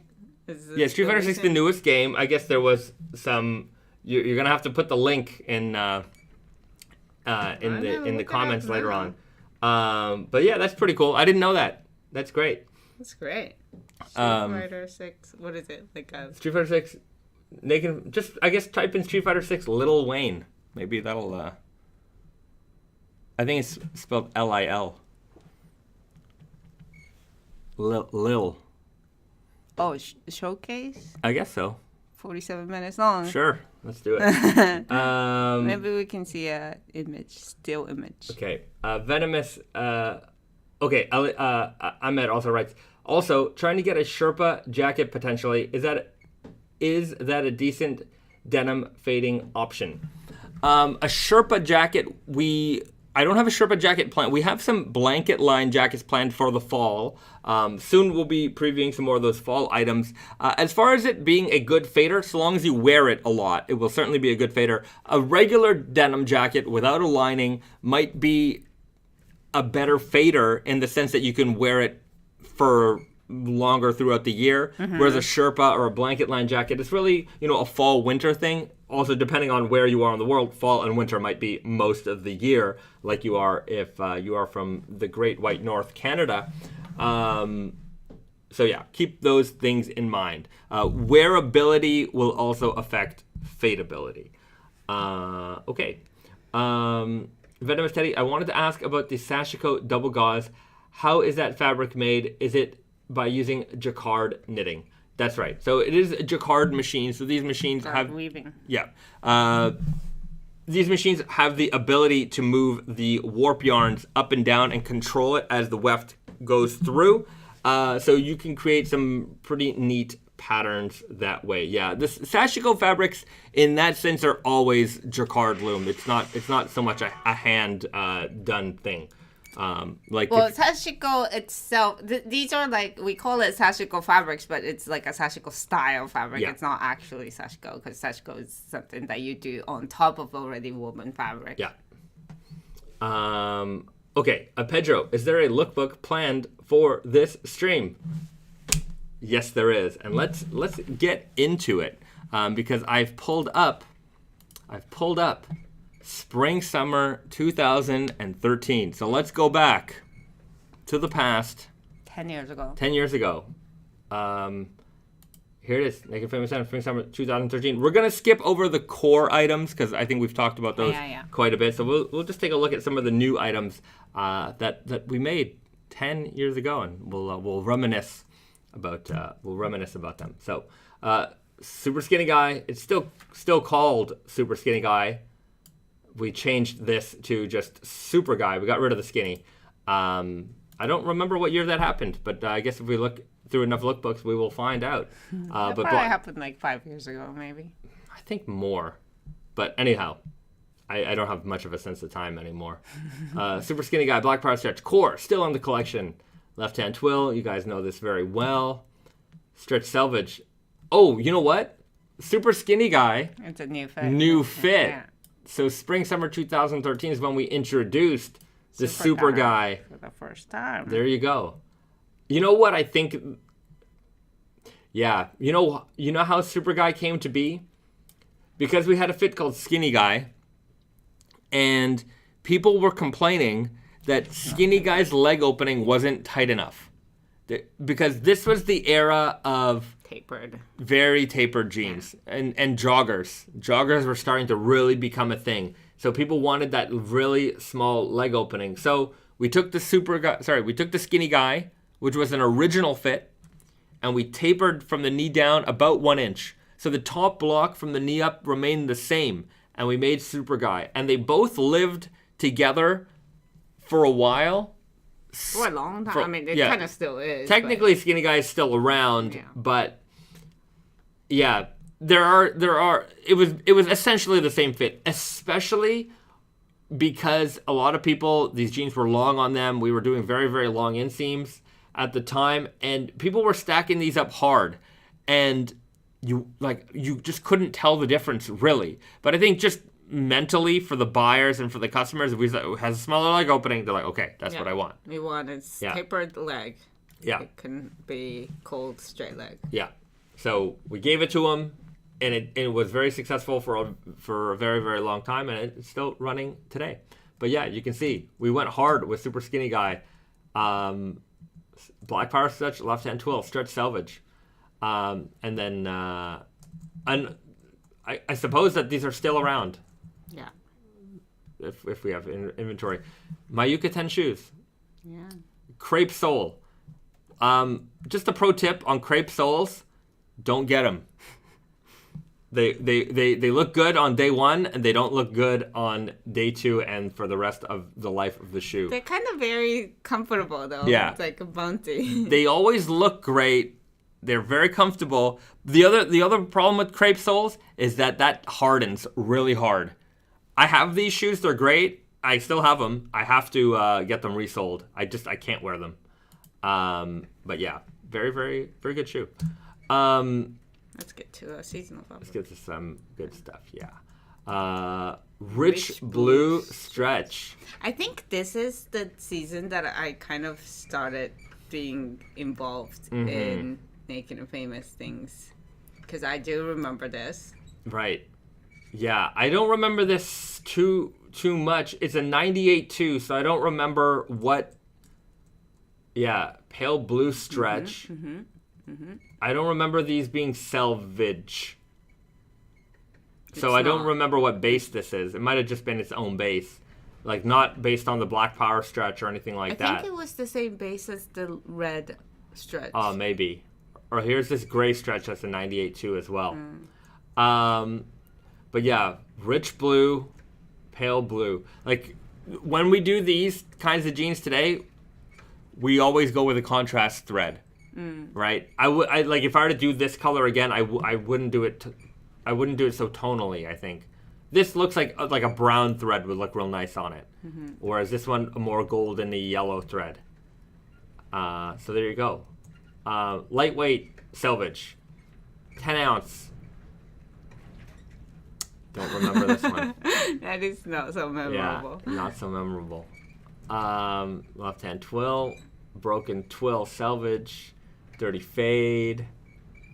I remember this. And those are definitely my shoes.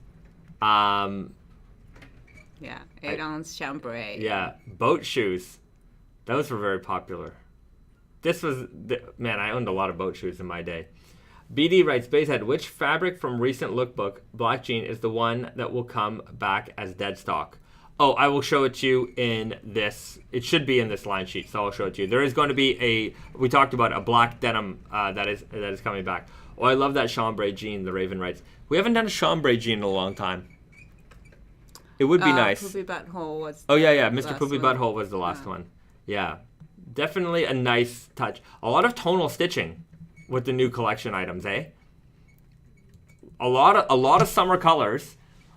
You know, 3 kind of light blue options, all tonal thread. Very interesting. Vintage dungaree Selvedge. Oh, it's like a workwear denim like this, but again, tonal thread. Very. I would definitely put the white thread on that. Throw down the white thread. Royal cast. This was a beautiful fabric. This was of this collection. This is definitely the memorable fabric of this collection because we ran so many different colors, like vintage blue colors, off of this fabric base. Very, very nice base. I think if we were to ever bring something back, it would be this broken twill base. Very, very nice. And also, look at how many summer denim options there are. I mean, this is 12.5 ounce. It's still fine. But, like, that's definitely a very summery color. I guess the weight here is maybe what makes it a little bit more summery, even though this is... I would still say that you could wear this all year. But yeah, a lot of summer options here. Selvedge Duck. We know this one.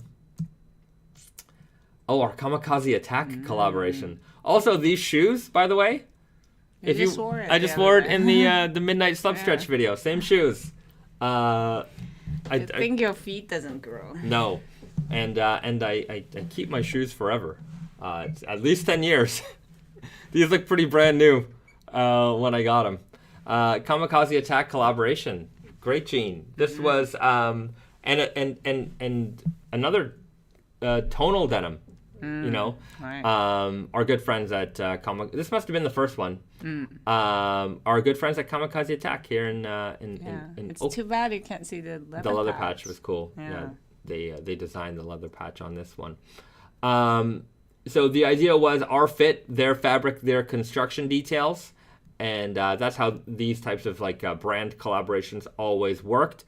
And this was a nice one. Yeah, I remember this one being a very electric-y blue fading jean. Indigo Selvedge, you guys know this one. Gray, this is the black Selvedge. Although it looks a lot blacker in the photo here. This is obviously an old photo, but it's a white weft black faced denim. It's the same fabric construction as our Indigo Selvedge, but with a black warp. So this is coming back in the fall as the dead stock black Selvedge. Those stacks. Yeah, a lot of stacks here. But yeah, that's the one that's coming back. Dirty Fade. You guys know this one. Left hand tool. So now we're into the weird guy. The vintage nudes print denim. So the photo is ridiculous. The photo is pretty bad, but this was an iconic denim too. Yeah. So this was a pretty fun jean where Brandon and I went to London, and in some vintage shop we found some old pinup magazine, and it was war era.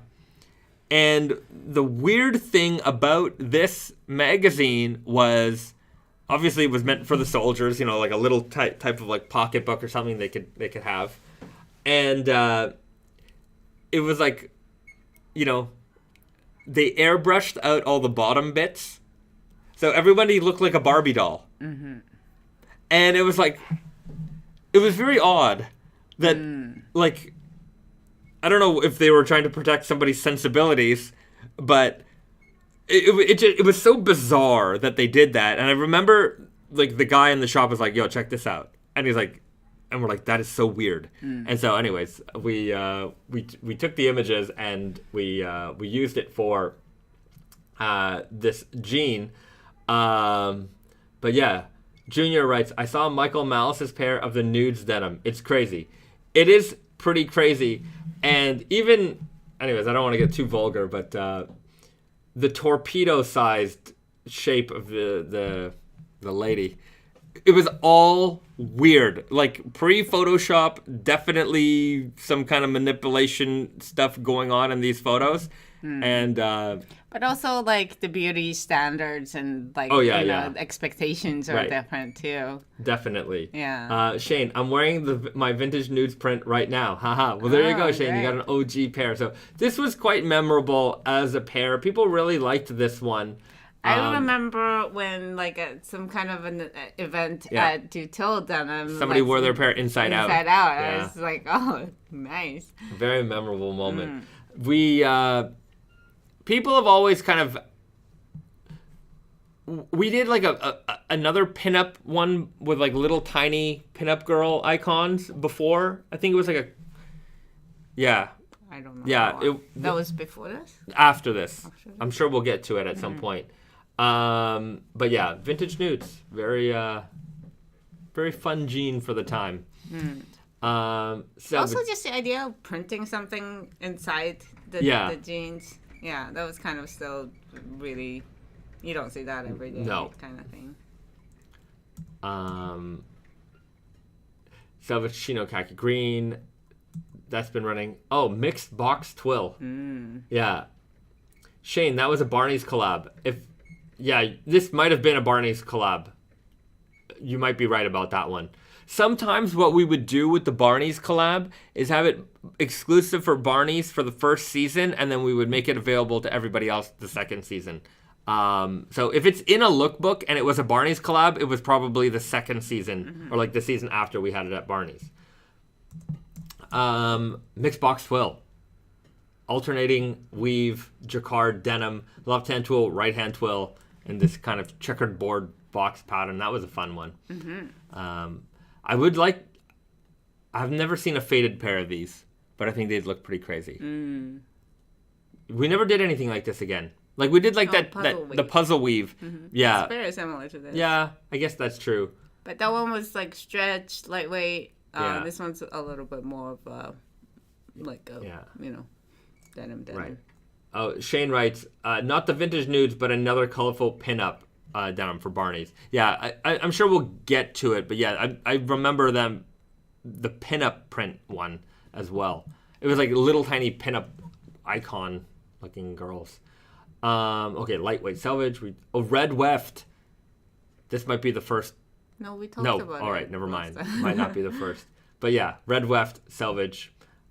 We did the dead stock re-release of these last fall, which I think they sold out. I'm pretty sure they're gone now. Blue weft Selvedge. There we go. Oh, it might have been the follow-up to the red weft, and we did a blue weft. We've got like that emerald blue on the inside. That looks fun. Yeah, it's kind of handsome looking. So much tonal stitching. I don't mind tonal stitching, but there's just a lot of tonal stitching. Yeah. Interesting. Forest green Selvedge. It's interesting that we ran this because it's not new. Is it new?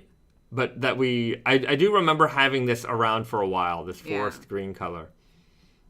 Yeah. Natural indigo organic Selvedge. We've put out a lot of new jeans this season. Yeah. Solid black. You guys know that one. Still in the collection. Suvin Selvedge. Wow. We put out a lot. And look at that thick patch. Buffalo patch. Yeah. Super thick buffalo patch. Extra long staple cotton. Suvin cotton. So nice silky smooth denim. I remember the name. I don't remember too much of the specifics about this one.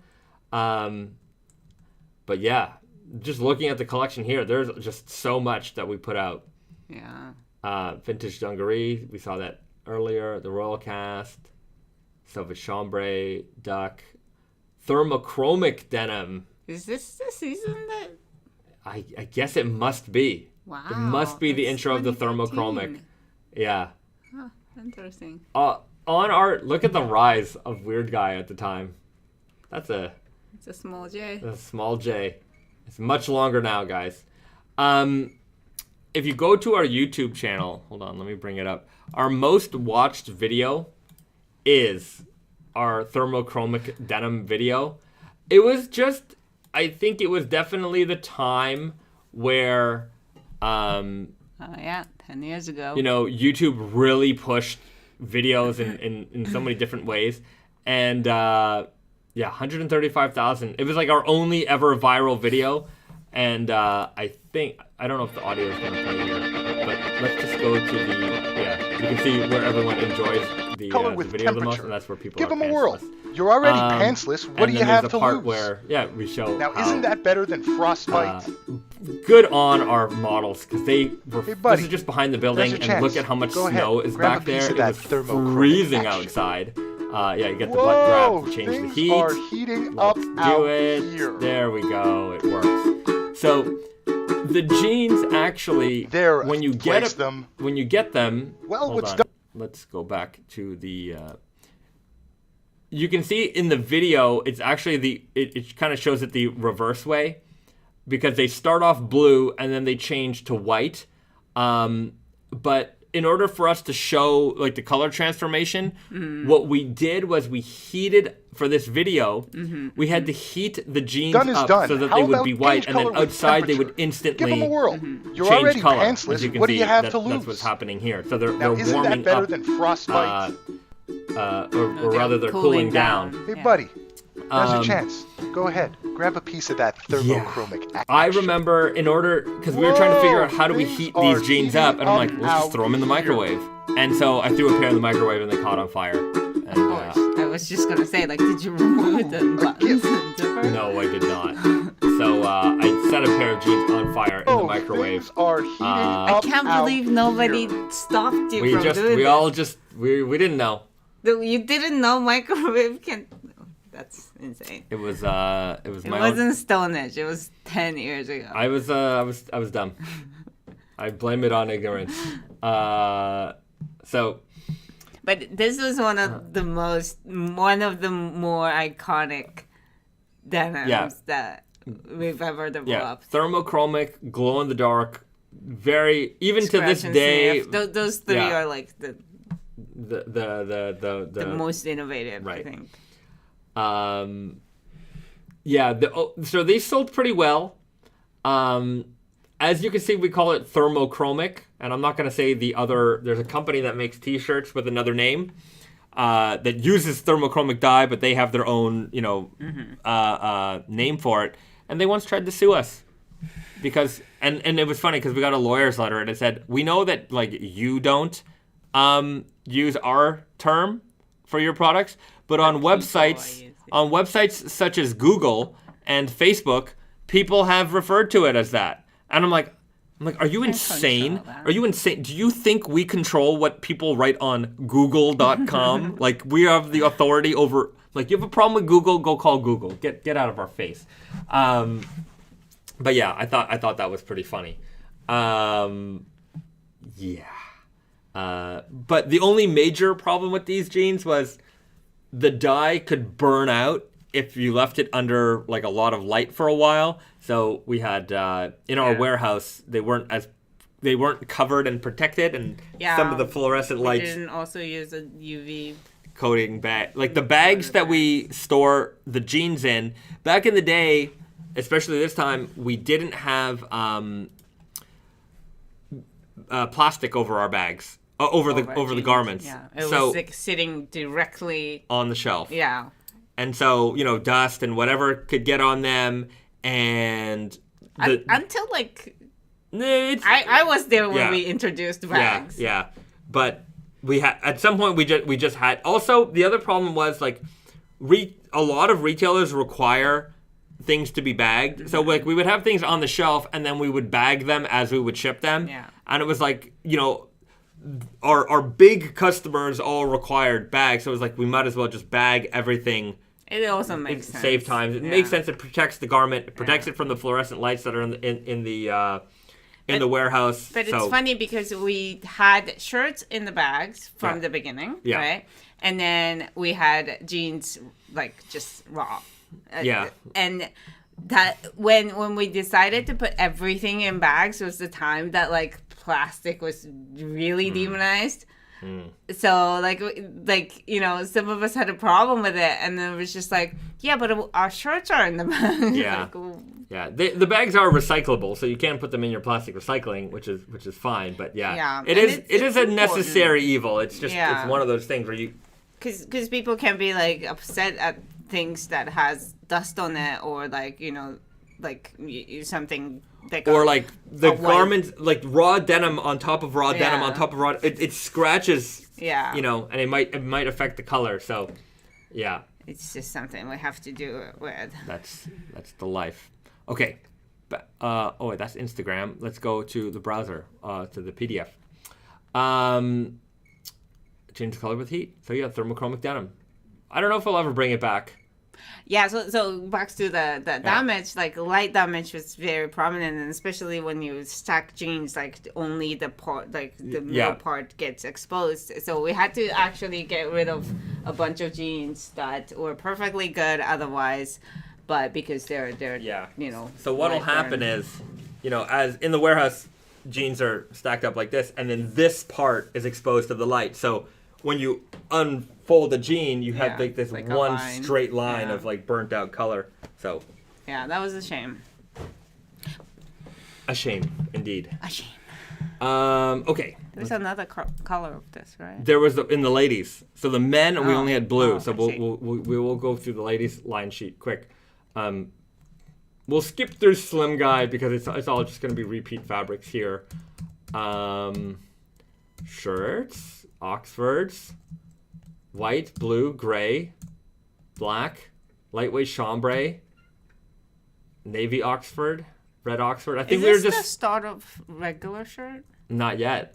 We're still in slim shirt land. No, but is this the first time that maybe. We had I didn't even notice that. That might have... Perhaps. Did we get rid of the back darting? It looks like it, eh? Yeah, regular shirt doesn't have back darting. But why is there only... Okay, maybe the order of those shirts might have been in not a great order. But a lot of Oxfords. That's a bright red shirt if I've ever seen one. The gauze double stripe. Nice fabric. Yeah, it was very nice. Slim fit. Gauze with these little dots on the inside. Regular shirt looks quite slim still. It it's probably still was. Yeah. It was basically just the slim shirt without the darting. This back darting really sucked in the waist there. So unless you were super fit like our model, it just didn't work for a lot of people. Regular shirt. I guess we didn't press the shirt so well. That might have been my job. But it's just the same fit without the darts. Chambray multicolor nap. You can't even see it. Yeah. Air Twill. I remember this. Yeah, these were popular. Very light. Very summery. It's a good name. Yeah. Oh, the cuffs are very tight still. Hard, man. Times changed. Hard times. Imagine having to wear something tight all the time. Yeah, comfort, guys. It's such a nice treat. Double gauze black, double gauze green. We've run these double gauze fabrics for a long time. They will, and they'll probably pop up again at some point. It's such a nice fabric. Very, very nice fabric. Mini check. There's the close up. Can't even see it. Striped seersucker. Striped Oxford. This was a big collection. Yeah. Oh, yeah. Look at this. Oh, this was a beautiful shirt. It was quilted double weave with this beautiful like blanket kind of stripe interior. Yeah, the photos definitely don't do this justice. But on the darker one, you can kind of see the quilting. Yeah, this was a very nice shirt. Yep. Asian prints, all the Japanesey prints. These loud prints were so popular. For a while, when we would go to the shirt mills and they're showing us fabrics, we were just get to the crazy stuff. Like, we only want to see the wildest patterns. People loved them. We've definitely refined our taste when it comes to the wilder prints. Thank goodness. Yeah, but and I mean, it's also like, we're the only ones out there, like in our like room of brands that were doing this also. Yeah. Like nowadays you really see it from Yeah. everyone, but Yeah. I think that's why it was so popular. people were very excited to have Yeah. a very funky, Very unique, loud shirt. yeah. Yeah. The camo shirts. I remember having this one, the gray. That was a nice shirt. Ooh. Oof. This, I'm gonna blame Brandon on this one. That is such a Brandon shirt. Yeah. I've never seen this. This might may not have been made to production. Yeah. This might have been a cutting room floor item. Because I can recognize almost all of these items as products. Yeah. Yeah. That is that's an out there shirt. Yeah. I remember this. I've seen this. I don't know if we ever went to production with I this. think we did, because one. I've seen it. I've seen this in the sample room. I still think this one sits in the sample room. Yeah, circular knit tees. Of course, these ones. Oh, that shirt.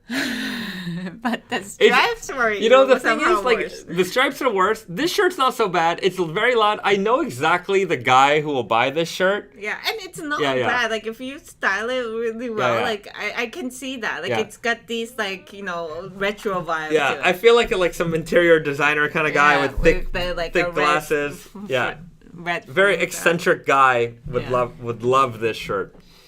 Okay, we know those. Cashmere blend knit. I don't know if that ever came out. Maybe. I feel like... Yeah. Some of this stuff is might have just been like one and dones. At some point we dropped the hoodies. I guess they're still hanging around at this point. Bow ties, belts, card holders. Oh, the original Fire King mug. Wow. Yeah. 10 years really, like, Look at round this. us up. 5-year anniversary mug. There you go.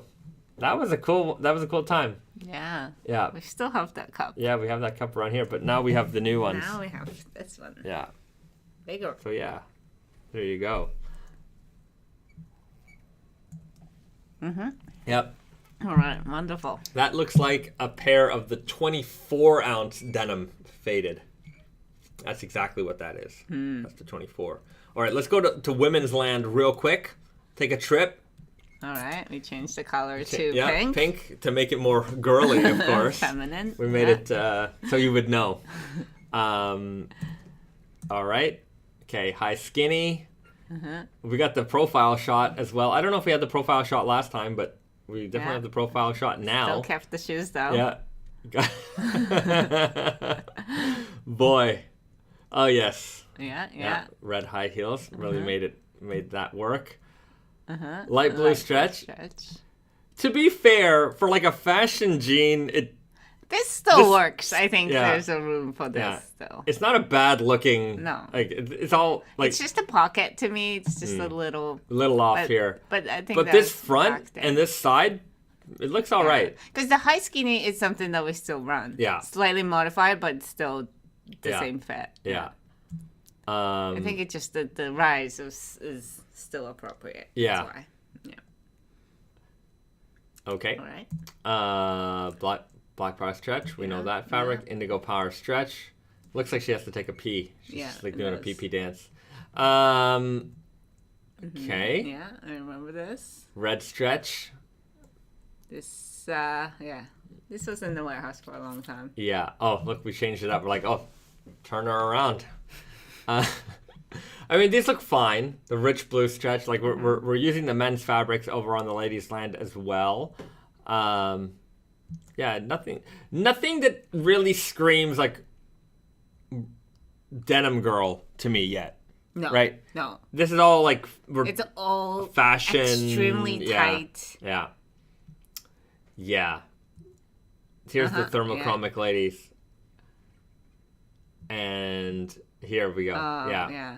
I did not know this was women's exclusive. Yeah. The sample was it was like for a size 000. Like it was so small. Nobody could fit this. But yeah. No problem here. The other one, we couldn't get it on the model. Interesting. Yeah. It's a cute color. Yeah. This is really nice, actually. Violet changes to pink. Yeah. That's cool. Anyhow, that's that. Lightweight super stretch. The straight. Yep. Oh, yeah. So, like, the men's thermochromic, that wasn't a stretch, huh? That No. was 100%. It was actually a different fabric, Yeah. the men's and the women's. So, the women's, even blue, is stretch. Right. I think back then, like, we couldn't even imagine having 100% cotton Yeah. for fabric for women's jeans. It definitely wasn't. I was there when we actually did that for the first time. Yeah. See, it's our only like raw denim look, Yeah. right? And it looks better. It just looks better. Yeah, With I the mean, it looks sneakers more and- yeah, appropriate yeah. for the brand. Yeah. Okay, light blue stretch. Yeah, it's the heels are really terrible. Like, look, she looks fine. I'm just saying, like, if I were to rewrite history, I would definitely dump the heels. Yeah. Yeah. The boot. boots. This looks okay. Yeah, this looks great. It would look really nice with sneakers, though. Yeah. Or boots. How about or boots? This is a good fit. It's not bad. Yeah, it is a good fit. Yeah. It just needs a little bit of a rise. Yeah, just a little bit. All right. Well, there you go. There's memory lane, everybody. Spring, summer 2013, 10 years ago. We've changed a lot since then. We've refined a lot of refinement. Different has gone times, on. too. Yeah, different Yeah. times. All right. The Raven, very disco club vibes on that big old circle shirt. That's for sure. Yeah. Venomous Teddy. Now we got jeans with an actual rise. That's that. Clay N writes, I think I had one of those old gauze shirts. Yeah, they were very popular. They were definitely very popular. I'm sure there's a couple people in the chat who've had But also, like, the shirts, like, because, like, you know, every now and then I clear out, like, the sample room, and then I put them in mystery shirt. So, like, even if you didn't know about Naked and Famous back in the days, like, some people might have gotten the mystery shirt, old shirt. Right, that's true. Yeah. You still may have a chance to get some of these bad boys. All right. The Raven, I really like the bags, personally, due to the zip lock aspect. They're reusable. You can store your jeans in them too, because they also have the holes so that they can breathe. Yeah. Okay. We've got Shentel88 with the right comment. Snack time, because we do have a snack time today. We found this one yesterday. So there's a series of potato chips called Pride Potato. So they kind of pride themselves in like using very high quality potatoes and, you know, making very fancy potato chips. Yeah. This one is the flavor is like a burnt caramel. So burnt, this sounds bad, but it's like, you know, like on top of creme brulee. Creme brulee, yeah. Like, you know, that kind of caramel. So it's a caramel flavored potato chips, I guess. But it doesn't look like it's coated or like it actually doesn't have any actual caramel in it. So we'll really? see. I guess we'll find out. Yeah. I mean, it doesn't have the caramel on it, like on top. Right. Like, Yeah. you know. The Pride potato seeds. These chips are going to be perfect, by the way. Every chip in that bag is going to be... It's small. Yeah. Small chips. Which I like. Smells like caramel, but also smells like Yeah. Like fried potato. Yeah, it's a good smell. Okay, let's This could actually be good. I don't think it's gonna be like, gross. okay, bag, chips. Just so you can see, there's a lot of air in that bag. That is a lot of buffer zone for those chips. But as a result, every chip is intact in that bag. There's not a lot of broken chips in there. Yeah. Although this fried potato doesn't look like a fried They don't potato. look like a. Sometimes they look a little. Anyways, Very there it is. caramelly. Very You smell caramelly. It it? smells like candy. All right. Let's do it. It tastes like caramel. But it tastes like a little bitter caramel. Not like the too sweet, like candy caramel. I like the sweetness of the chip because there's a bit of salt. It's a salty sweet chip. Mm-hmm. You don't get a lot of that out there. The caramel kind of hits you at the end, But and it's it has not like in a bad way. rustic kind of potato taste. Also, I feel. It's actually pretty good. Yeah. It's not like a sweet chips, like chocolate covered chips. No, is no, a no. Sweet chips. This is more like It has a hint. It has a bit of sweetness. It's not overwhelming. Yeah, It's and a a good hint, like balance a- of the salty and sweet on this. yeah, and like the caramel flavor just comes through the nose too. Yeah. It's a very like a upscale taste. Yeah. I'd say. It's a yeah, upscale taste is the right word. Okay. I'm gonna put this in the recommend category. And now where do I rank this out of 10? That's a tough one. You can't really live in a regular rating system. It's so different. I'm giving this a 7-1. Yeah. Really? That's a high rank for me. Mm-hmm. It's even though it's more of a novelty chip, I would go if I saw this on the shelf again. I would go for them. I'm not offended by the taste at all. It's actually quite nice. Mm-hmm. Sometimes you get a flavored chip. You're like, it's fine, but I don't want this ever again, right? Like if something's too hot or something's too. Oh, it's kind of a little bit like kettle corn. Yeah. Like it's not like a too gimmicky. Yeah. It's not an unfamiliar taste, right? You've had something that tasted like this before, so would recommend if you're in Japan, you probably have to get these before they're gone. This is definitely a limited time product. Yeah. But if you do see the Pride Potato brand potato chips, give them a try. They tend to do good work. But yeah, I'm gonna 7-1 that chip. Oh, BD guessed 7 too. Good man. So close. You know it, BD. Austin writes, "Oh, I tried Wilkinson's ginger ale because of this channel. Very good dry ginger ale for ginger ale lovers. Thank you, BZ. You are welcome." Austin, where did you get your Wilkinson's? I've never seen it out of Japan. Yeah. I've never seen it out of Japan. Was it in the glass bottle? Let us know. Because I'm just going to show it. Because it comes in 2 bottles. Yeah. I mean, the value really is in the plastic bottle, but I mean, it's just you don't really need that much soda. You just need to enjoy what you have. So, in that sense, I think the glass bottle is better.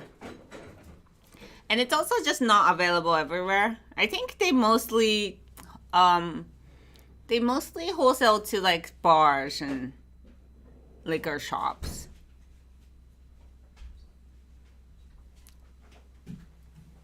Austin, shipped online for international for my birthday. Oh, wow. Okay. Paid good money. Oh, that must be good money. So there's this. It's from Asahi. So the people who make the beer. So this is the plastic bottle. As you can see, it's got like these ridges because it's designed after this bottle, which I love because it has like this space age look to it. And it's a very thick. Yeah, it's such a thick glass, such a beautiful bottle, and like, the volume of this bottle is like maybe 180 mils. I don't know. 190. 190 mils. You can get these usually for like $1, and then Not even 88 cents. Yeah, and this is usually about the same price. Yeah. For like 500. 500. Yeah. Yeah. So, the value is here. They taste the Then- same, but you get the bottle. The bottle is The really experiences. very nice. So if And I'm nobody drinks 500 milliliters Yeah, of carbonated drinks yeah. in one sitting. so if I'm making cocktails at home, Mm. I like to use this because I think it's just a nicer. I'm paying for the experience. I know that. That's Got for sure. one carton. That's great. Oh wow, fantastic! Well, I hope you. I'm glad that you are enjoying them. Thomas Delgado, yo, that Wilkinson's ginger ale was amazing. I drank so many of them. Thank you for introducing me to them. You're very welcome. Hopefully, the good people at Wilkinson's continue to do their fine work and never take this off the shelf. And ever. they do have the dry version and then Yeah. like the regular. yeah. version. So if you don't like that much spicy, then you Yeah. can try the other one. So there's two. Yeah, there's one that's like more of a red. You can see here. There's a red packet label, and then there's one that is more orange label. So this is the dry one, not as spicy. Who makes the best root beer? I'm gonna go with A&W makes the best root beer. A&W's root beer, the original. Okay. I think they're the original, but it's a good root beer. Naked Famous Times Wilkinson collab inbound, maybe, perhaps. That might be fun. I don't know anybody there. Will be Soda like a collabs. ginger- Soda collabs. I think would be kind of cool. Yeah. Co- What? Yeah. Coca-Cola has made apparel and clothes and like jeans and stuff before. The Pepsi colors are also very iconic. But like, you know, imagine doing like Mountain Dew and just like doing like a extreme Neon. green weft Yeah. kind of thing. Could be kind of a lot of fun. Yeah, that would be. And the pocket flasher would be so like, you know, neon, like 90s graphics. Yeah, That'd be great. right. Okay. Where cat's hiding? Oh, Not that way. she went that way. All right. Okay. We'll call it there. We'll call it there. One. Everybody, it's been a wonderful time hanging out with you for our weekly live stream. Before you go, if you haven't hit that like button, just give it a little tap on the way out. Subscribe to the channel, and if you haven't already, send a friend a Morse code, letting them know. Letter. We already said the letter. Do the Morse code. Oh. Hit the learn Morse code, and Morse code a friend. Let them know about our little channel here on the internet, on the internet.com. So we'll leave it there. Have a good night, everybody, or a good morning, wherever you are in the world. We'll see you next week, same time, same channel, Naked and Famous Denim, 7 p.m. Eastern, live stream. Thank you, everybody. We'll see you next time.